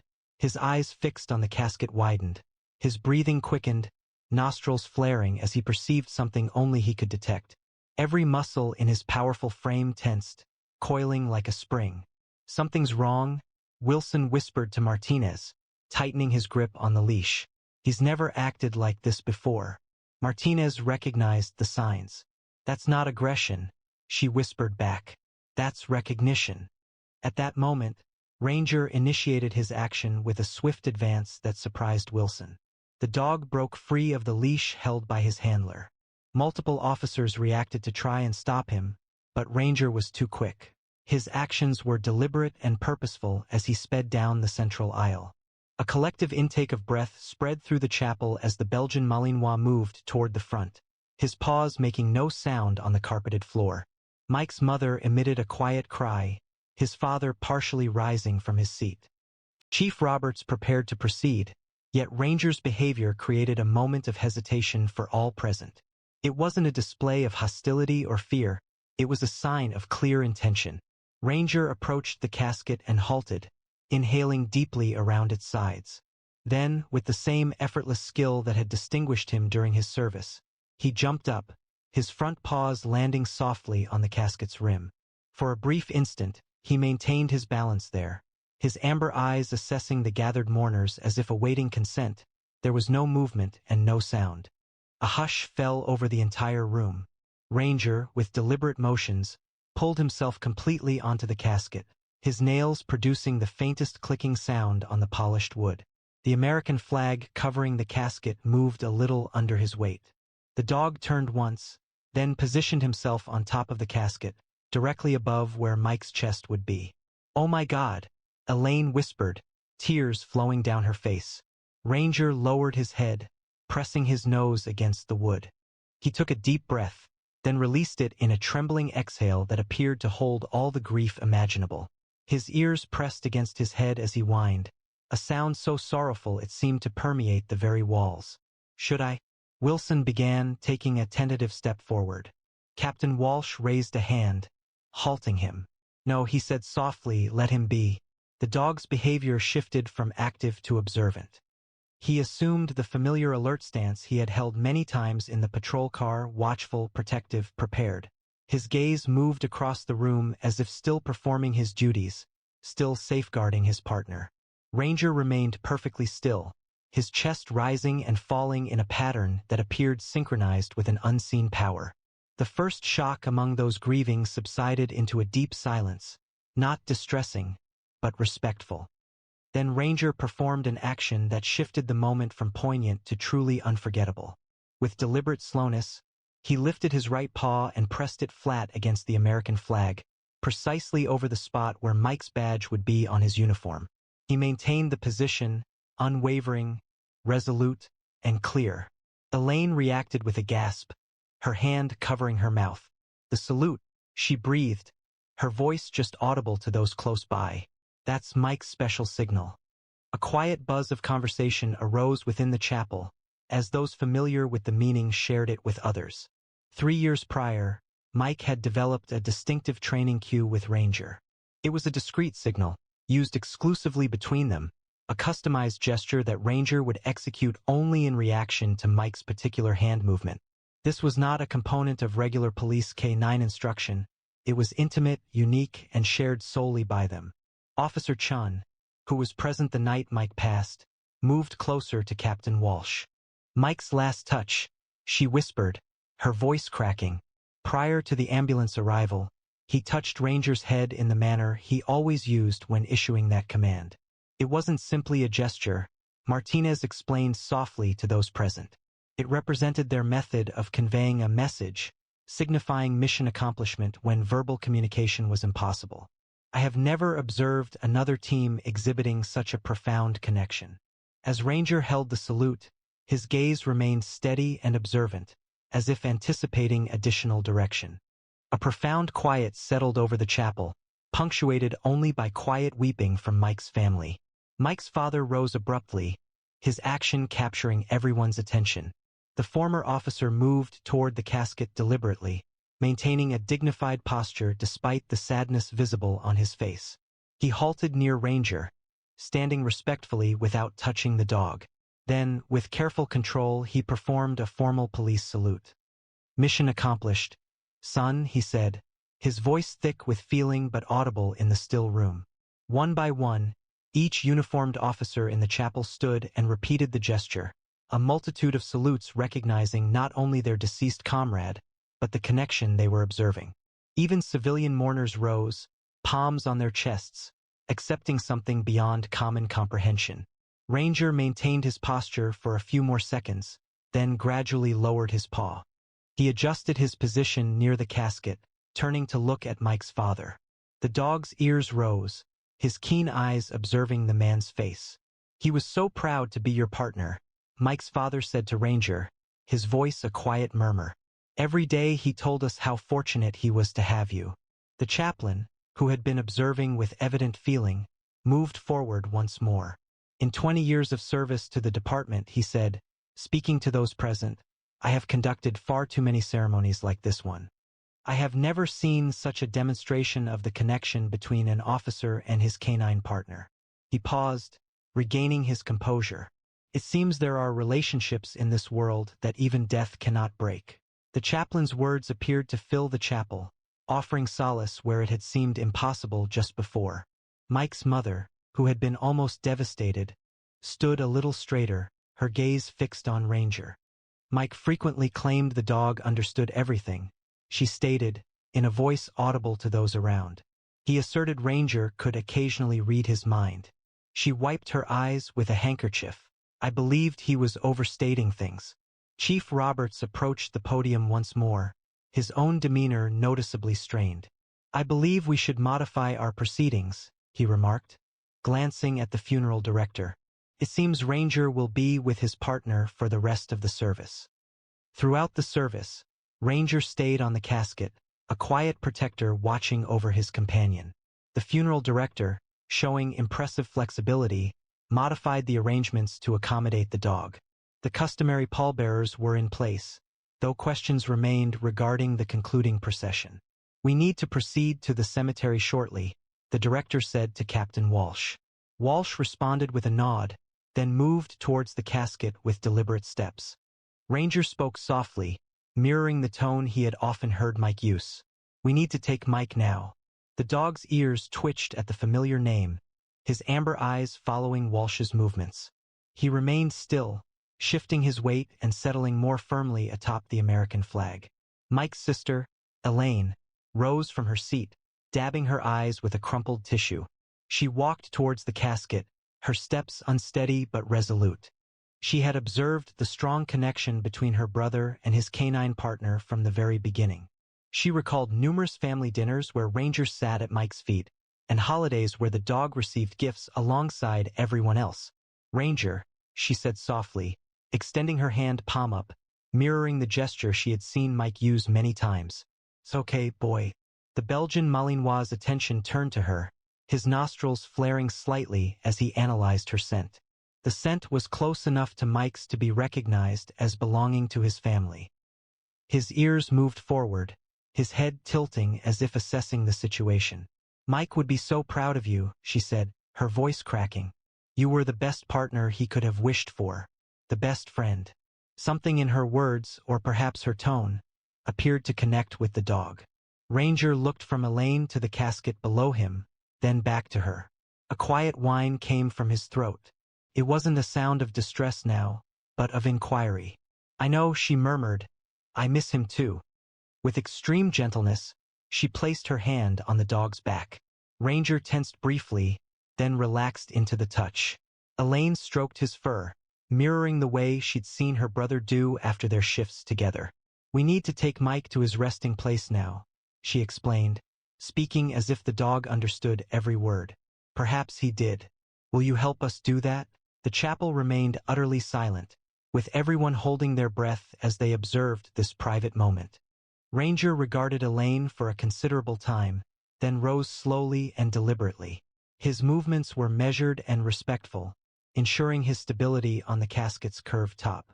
For a brief moment he stood rigidly, resembling a dog in peak condition. Then, with a grace that moved many to tears, he descended from the casket, stepping gently onto the carpeted floor near Elaine. Wilson moved forward with the leash, but Elaine halted him with a raised hand. "Let him walk with us," she said, "with no restrictions. Mike would have wanted it." Chief Roberts gave his consent, and Wilson moved aside. The pallbearers arranged themselves, raising the casket with coordinated precision. As the solemn procession began its descent down the central aisle, Ranger stepped alongside the casket, positioned at heel, precisely where he would have walked beside Mike during patrols. Outside, the autumn air held the fragrance of rain in the distance. The hearse door closed with a quiet finality, sealing the last chapter. Ranger watched, a flicker of confusion returning to his stance. Wilson approached, anticipating the dog might need reassurance, but before he could offer the leash, Ranger acted. The Belgian Malinois walked purposefully to the police motorcycle that would lead the procession, Mike's motorcycle, now solemnly draped in ceremonial black bunting. Ranger settled beside it, adopting the familiar posture he'd used countless times when Mike was getting ready for their shift. Captain Walsh looked at the motorcycle officer who would be leading the procession. "Can you accommodate him?" The officer, who had previously worked with Mike and Ranger for years, responded immediately. "It would be an honor, sir." With care, the officer assisted Ranger into the specially adapted sidecar, designed for K-9 transport during parades and ceremonial events. The dog relaxed, his demeanor alert yet composed, as if accepting the situation. Upon arrival at the cemetery, the concluding ceremonies proceeded with military formality. The honor guard conveyed the casket to the gravesite, with Ranger following closely, still unrestrained but maintaining impeccable control. The chaplain offered concluding words of solace as the casket was placed. As the formal folding of the flag commenced, Ranger observed with unwavering attention, following each action. The carefully folded triangle was given to Mike's mother, who held it close. Next, the rifle salute occurred, 3 volleys that echoed through the autumn air. Ranger reacted slightly at the initial shots, but remained in position. By the 3rd volley, he remained perfectly still at attention, seemingly acknowledging the respect being shown. As the bugler played taps, the somber notes lingered in the air. Ranger advanced 3 steps. With careful movements, he lifted his paw again, pressing it against the casket in that customary salute, a concluding gesture between comrades that moved many to tears. When the final note subsided, Ranger retreated, then settled down near the gravesite, his chin resting on his paws. He remained steadfast until the last mourner had left. The cemetery gradually emptied, with mourners departing in small groups, many taking a moment to look back at the striking scene. A devoted dog kept watch near his partner's final resting place. Mike's family were the last to leave the gravesite. His father knelt beside Ranger, placing a calloused hand on the dog's back. "You'll always have a home with us, boy," he said, his voice thick with feeling. Mike would have wanted us to support one another at this time. The Belgian Malinois looked up at him, its amber eyes reflecting a depth of understanding that went beyond the boundaries of species. He shifted a little closer, acknowledging the bond, then turned his attention to the casket now being placed in the ground. Captain Walsh came forward, taking off his formal hat and holding it to his chest. He stated that the department had considered Ranger's future. Traditionally, canines are retired after their handlers pass away. Mike's mother looked up sharply. He was too young to retire. Too skilled. Walsh nodded. "That's what we believe as well. With your permission, Officer Wilson has volunteered to become Ranger's new handler. They already share a connection, and Wilson initially trained with Mike." Elaine wiped away fresh tears. Mike would agree. He often said Wilson was the only other officer Ranger seemed to truly listen to. As if in agreement with her words, Ranger stood, shaking his coat slightly. He glanced between the family members and Walsh, then purposefully moved to stand beside Wilson, who had come closer quietly. "I'll never replace Mike," Wilson said, his voice faltering. "I wouldn't attempt to, but I pledge to you and Ranger that I will respect their partnership in our work together." Ranger looked once more at the gravesite, his stance conveying a sense of finality, an acceptance that had not been visible previously. With deliberate movements, he turned and walked beside Wilson toward the waiting police vehicles. He did not look back. As any good officer would, he was moving forward, carrying the legacy of his fallen partner with him into whatever missions awaited. The bond between a canine officer and their handler exemplifies one of the most sincere partnerships in law enforcement, founded on absolute trust, steadfast loyalty, and a connection that transcends verbal communication. The final tribute given by Ranger serves as a poignant reminder that profound feelings are often conveyed through actions rather than words. Have you ever observed a moment where an animal appeared to comprehend death or loss in a manner that seemed inexplicable? What fosters such strong connections between humans and their canine partners that they can surpass even the final parting? If this story touched your heart, please take a moment to like and share it with someone who appreciates the extraordinary bond between handlers and their canine partners. These incredible dogs risk their lives alongside human officers every day, demonstrating courage and loyalty that deserve our recognition and respect.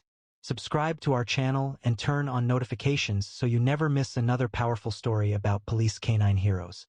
Our collection of true stories about dogs keeps expanding, with new videos added each week to display these extraordinary collaborations. Please view the suggested videos currently displayed for additional moving narratives that emphasize the steadfast commitment of police dogs nationwide. We will also see you again tomorrow at the same time with another fresh video. The service dog remains stationed outside his former handler's room, stubbornly resisting attempts by staff to relocate him.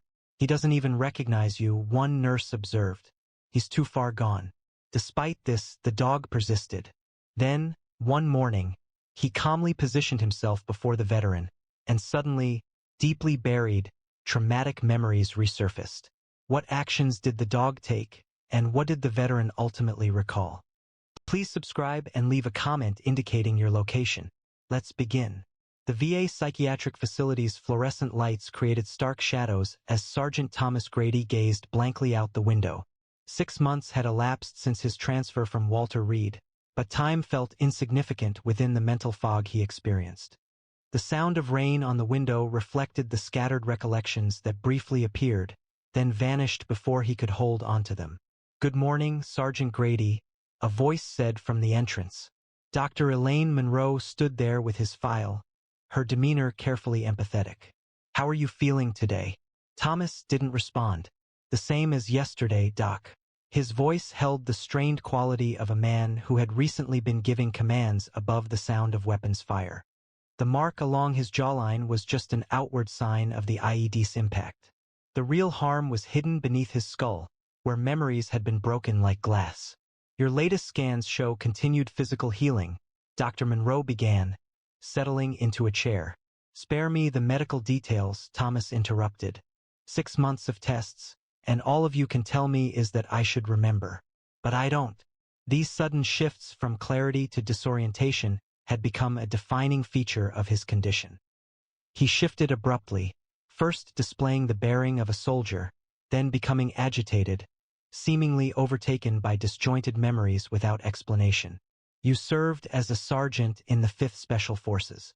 3 tours in Afghanistan, injured 6 months ago in Kandahar," she pointed out, reiterating their established routine. "So you keep telling me," Thomas responded, a hint of frustration in his voice. "But it's just words. I don't feel it."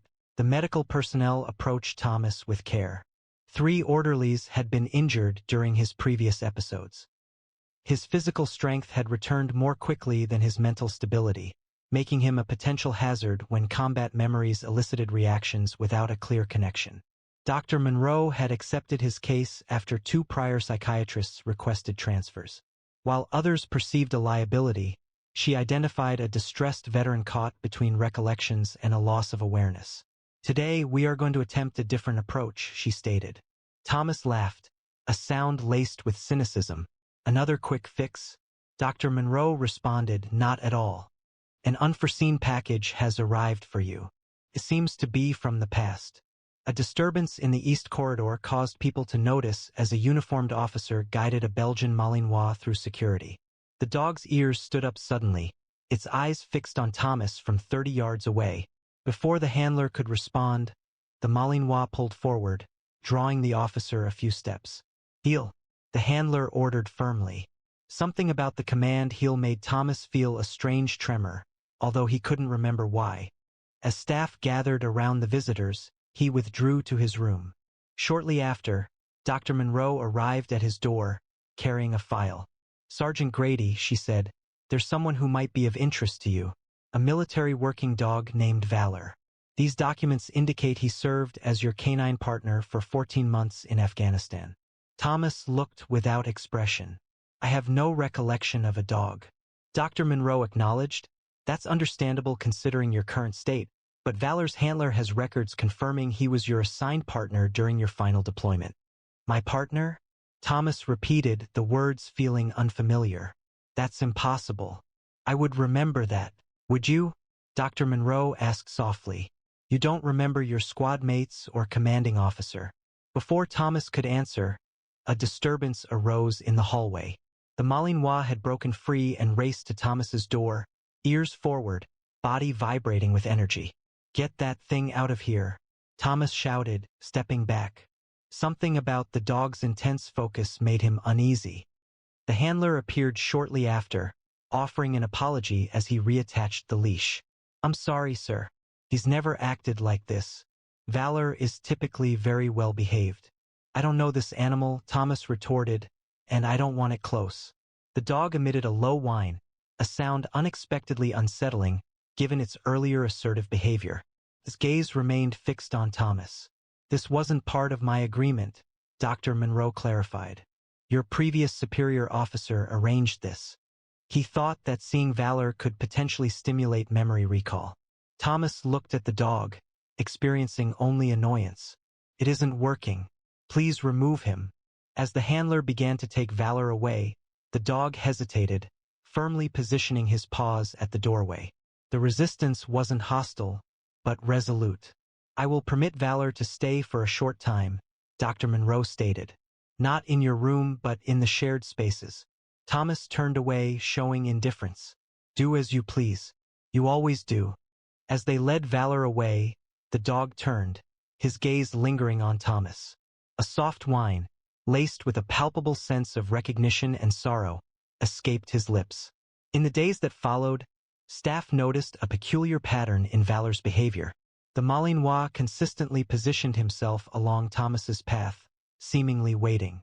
During physical therapy, Valor would appear in the hallway, pressed against the glass, his eyes fixed on Thomas. While Thomas was eating in the common area, the dog would position himself exactly 12 feet away, near enough to watch, but at a distance that caused Thomas discomfort. "He's acting like he's conducting surveillance," commented Jim, an orderly with a background in the Marines. "That's a tactical placement." On the fourth night, security cameras recorded Valor entering the supply closet where Thomas kept his personal belongings. The dog removed his combat boots and brought them to his door, setting them carefully at the threshold. Thomas found the boots the following morning. Instead of his typical anger regarding unwanted entries, he paused, observing them before storing them in his closet, a change from how he had handled previous items. The subsequent night, Valor brought forward another item, a set of dog tags. These, too, were positioned at Thomas's door with thoughtful placement. During therapy sessions, Valor remained outside Dr. Monroe's office. During challenging periods when Thomas's frustration grew close to violence, the dog would scratch at the door until someone opened it, then position himself between Thomas and the doctor, not aggressively but protectively. "He's not threatening," Dr. Monroe observed. "He's intervening, attempting to calm Thomas." Particularly insightful were unguarded moments. Surveillance footage showed Thomas watching Valor from his window. Personnel observed him possessing the dog tags Valor had provided, a personal link he was unwilling to admit. By the second week, the equilibrium between Thomas's opposition and Valor's continued efforts started to weaken. The critical moment occurred during a group therapy session Thomas had hesitantly participated in. 5 veterans were sharing experiences about their returns from war. When another veteran recounted losing his closest friend, it sparked a sudden, intense flashback in Thomas. "Get down!" Thomas yelled, tackling the Vietnam-era veteran across from him. "Sniper on the ridge! Get down or you're dead!" Chaos erupted as Thomas, lost in a combat scenario, dragged the terrified man toward perceived cover. Staff attempted restraint, but Thomas's combat training made him formidable, even confused. Somehow, Valor pushed his way through 2 doors and rushed into the room. Instead of attacking, he positioned himself between Thomas and the staff. The dog leaned against Thomas's legs, then made a circle around him before settling directly in front of him, its eyes fixed on his face. The impact was instant. Thomas stilled, his anger giving way to bewilderment. Then, a sudden realization as he dropped to his knees. What is going on?" he whispered, looking around as if he were seeing the room for the very first time. The link was short-lived. As personnel attended to his victim, Thomas's confusion shifted to fury. Not directed at the veteran, but at Valor. "What in the world is this, huh?" he shouted, scrambling backward. Was this some kind of trick? Using animals to manipulate him? The incident led to an emergency staff meeting. Thomas had barricaded himself in his room, refusing meals and medication. "This dog is triggering severe reactions," the facility director argued. "We have other patients to consider." After debate, a compromise was reached. Valor would have 48 hours before being returned to the military program. The following morning, Thomas was in the garden, experiencing disjointed memories. He didn't realize Valor was near until the dog positioned itself directly in front of him. "Go away," Thomas snapped. "I asked them to keep you away." Valor remained still, amber eyes focused intently on Thomas's face. Thomas stood up quickly. "I said go back. I don't recognize you." He began to walk away, but lost his balance as another memory surfaced. The village again. This time, a chemical smell was present beneath the dust. The sudden dizziness caused him to drop to one knee. When his sight returned, Valor was still present, resolute. "What do you want?" Thomas asked, his voice trembling. He pushed the dog with both hands. Valor endured the force, remaining unmoved. A quiet whine escaped, not of suffering, but of resolve. "Get away," Thomas yelled, retreating rapidly. "I don't know you. I don't remember you." His back struck the garden wall. Thomas slumped down, drawing his knees to his chest protectively. The weight of his circumstances overwhelmed him. A man without memory, his identity solely defined by the accounts of others. He existed between fleeting recollections and a vacant present. "Just leave me alone," he murmured. The expected respite didn't arrive. Instead, Valor approached with measured composure. The Malinois made a single rotation, then settled with a controlled, ritualistic gesture. He extended himself before Thomas, resting his head directly on the toe of his boot in a defined posture, chin lowered, ears pricked, eyes positioned to meet Thomas's gaze when lifted. Thomas remained perfectly still. The particular angle of Valor's head, the weight on his boot, triggered a surge of recognition. The garden seemed to waver, superimposed with a different image. Dusty terrain, tactical equipment, night vision, and this very same pressure against his boot. "Wait, the stance." Thomas spoke, the words coming naturally. "Hold position." Valor's ears moved forward at the instruction, becoming even more still. Thomas looked at the dog, his heart pounding as pieces began to fit together. I know this. I know you." The orderly radioed softly for Dr. Monroe, understanding something important was occurring. With shaking fingers, Thomas reached out, pausing just above Valor's head. Upon making contact, Valor emitted a sound of such palpable relief, it was almost like a human expression. "We trained together," Thomas stated, and memories began to coalesce for the first time since his injury. "North Carolina, you were just a year old." You failed the standard program because you wouldn't leave my side during separation tests. Each word contributed to a clearer picture. Thomas gently scratched behind Valor's ear, precisely where the dog enjoyed it. A movement his body recalled instinctively. You slept at the foot of my bunk, Thomas said, his voice softening, radiating certainty and familiarity. Against regulations. Sanders protected us because you consistently reported his concealed whiskey supply. Dr. Monroe observed from the garden entrance, directing staff to maintain a distance. Thomas's fingers located a notch in Valor's left ear, a mended split almost imperceptible beneath the fur. A sniper round came too close in Kunar Province. Should have heeded the alert sooner.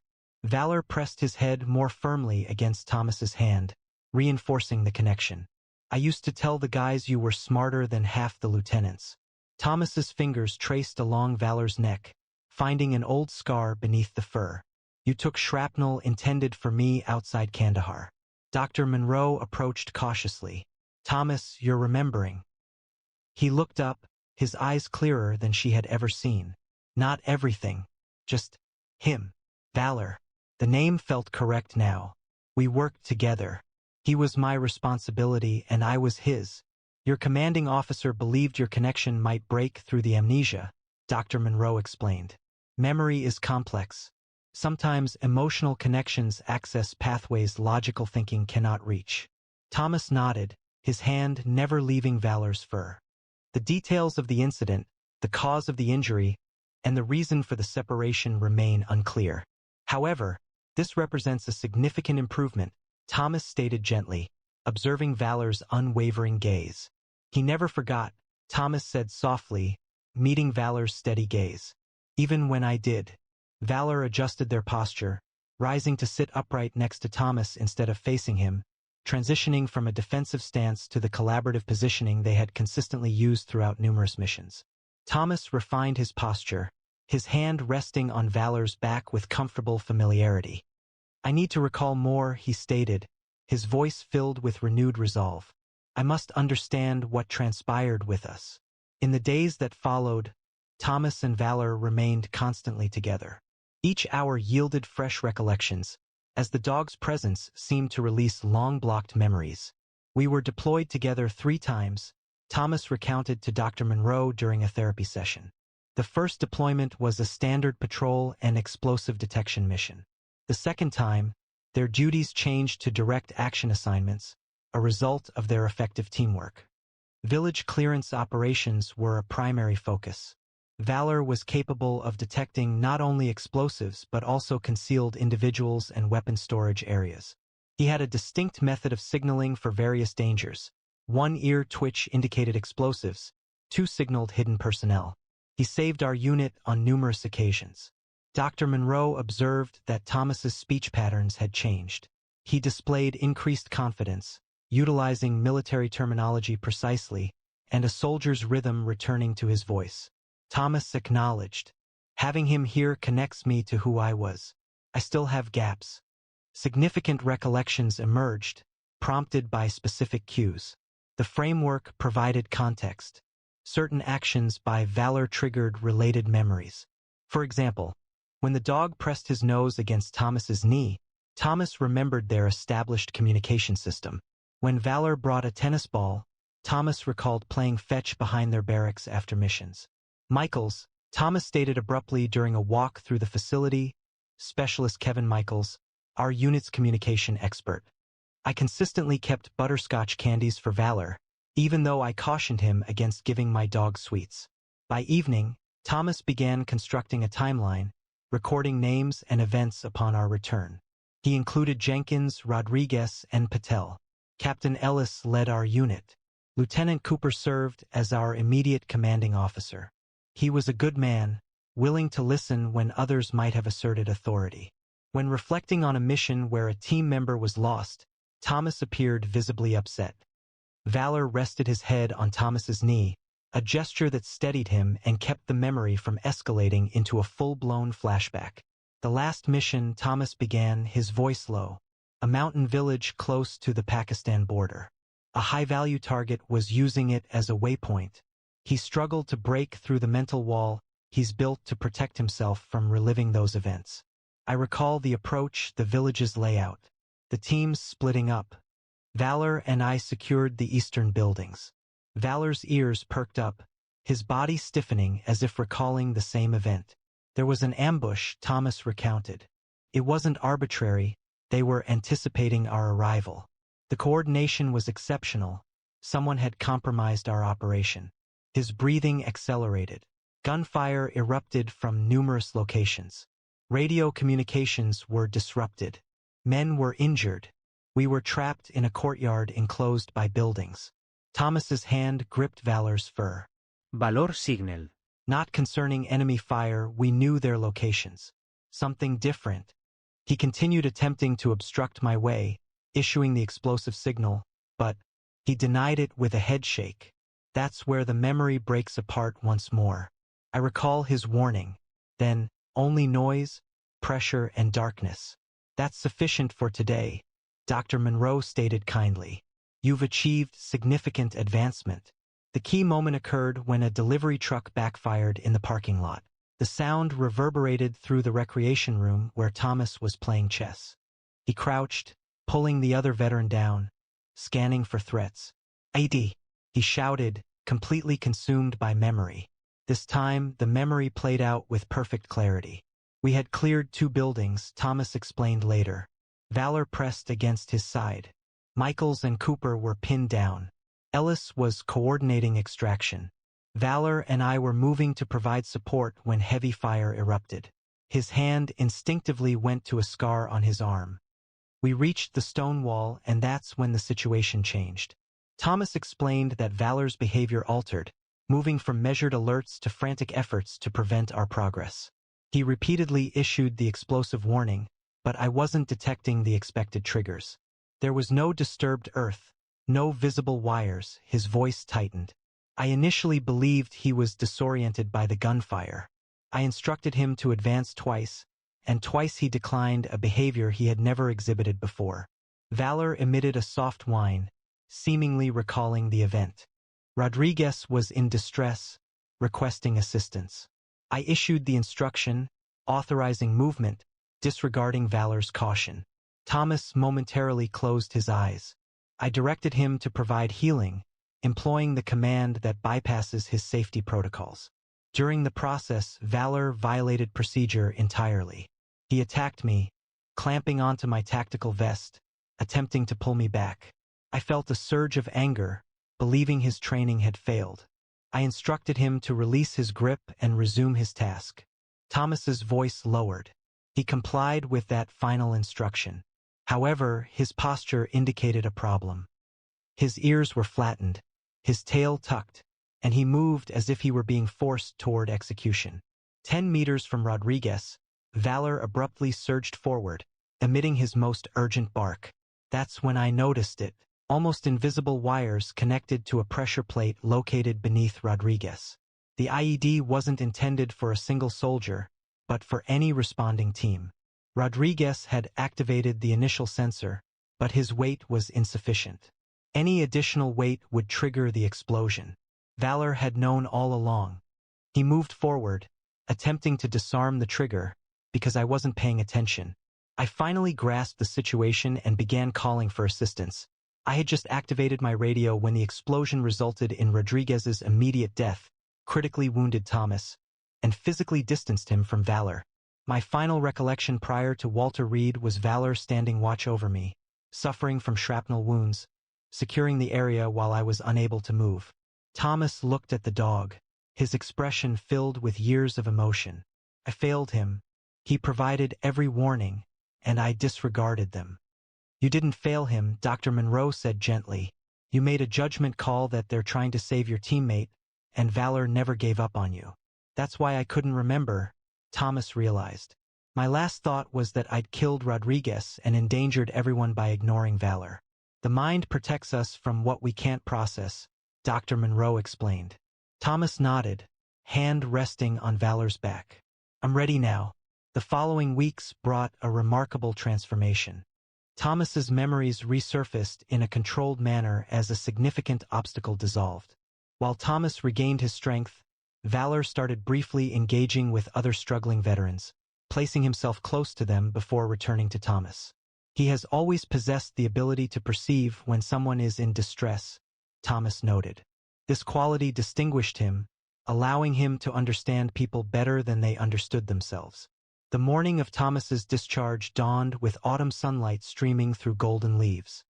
His belongings were carefully packed: clothes, medications, a journal, and letters from former unit members.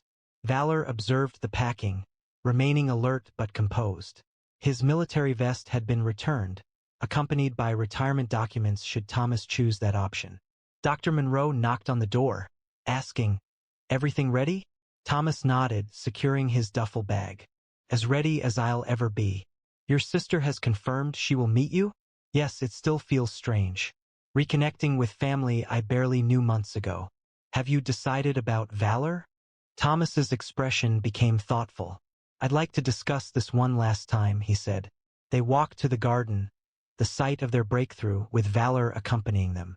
"I've observed how Valor interacts with other veterans," Thomas began. "It's not solely with me that he finds connection. It's with anyone experiencing the darkness I once knew," Dr. Monroe affirmed. "His support for patients in crisis has been extraordinary. That's what distinguished him in combat," Thomas clarified. "Typically, military dogs are trained to identify particular dangers. Valor consistently recognized when something was amiss even before we possessed confirming data. He perceived changes in human actions that even seasoned soldiers failed to notice." Thomas stroked Valor's back. "I always believed our bond distinguished him," he said. "Now I realize it's inherent to him, this capacity to perceive distress." Dr. Monroe observed, "You're contemplating leaving him here?" Thomas affirmed, "A part of me wants to bring him back with me. He's more than just a dog. He was the one who found me when I was lost." Valor leaned against Thomas's leg, seemingly to show understanding. "However, I often think about others, still trapped where I once was. Veterans with no means of return." Thomas's voice grew strained. "Valor discovered a route when others could not. How many others might he be able to assist?" "We've considered developing a therapy program based on your experience," Dr. Monroe stated. "He won't simply be involved in it," Thomas emphasized. "He would be central to it, a guide for healing through bonds we don't completely understand." Ultimately, Thomas knelt before Valor, looking him directly in the face. "You have consistently understood your purpose better than anyone," he said gently, holding the dog's face with his hands. "In Afghanistan, in this place, you have never forgotten what is important." Valor's focus was complete, his attention unwavering. "My time of service is over," Thomas continued steadily. "But yours is just beginning. Others need you now as I needed you. Those who are lost and uncertain of their return." Thomas touched his forehead to Valor's. "You will guide them as you guided me, and once that task is done, I will be waiting." Thomas rose, regaining composure with military precision. "Dr. Monroe will care for you. I will visit. This isn't farewell. The simply new assignments." He squared his shoulders. "Valor, remain," he requested softly. A flicker of conflict briefly appeared in the dog's posture, a clash between instinct and years of training related to warring. Then Valor composed himself into a flawless sit, holding steady eye contact. Thomas acknowledged him with a single nod, a gesture of respect between peers, not master and dog. He then turned and departed, each stride demanding significant control. He made no backward glances. "I'm out." Valor remained in a seated, attentive position, observing his partner's departure. Only after Thomas disappeared did the dog turn to Dr. Monroe, a silent understanding passing between them. While one mission had ended, another was beginning. Have you ever witnessed the extraordinary bond between a service animal and their human partner? The way they seem to communicate without words, understanding needs that go beyond basic commands. Valor and Thomas's story serves as a reminder that healing can originate from unforeseen places, and that profound bonds can endure even amidst memory loss. Considering Thomas's circumstances, one must wonder, would you possess the fortitude to part with a devoted companion, understanding their potential to guide others out of hardship, mirroring the support they offered you? If this story touched your heart, don't forget to like the video and subscribe to our channel for more extraordinary tales of service dogs and the lives they transform. Click the notification bell so you never miss our new uploads. Share this video with friends and family who appreciate the remarkable bond between humans and their canine companions. Be sure to check out our other canine hero stories now on screen, including the incredible story of a search and rescue dog who found a lost child during the worst blizzard in decades. We'll see you tomorrow, same time, with another brand new video.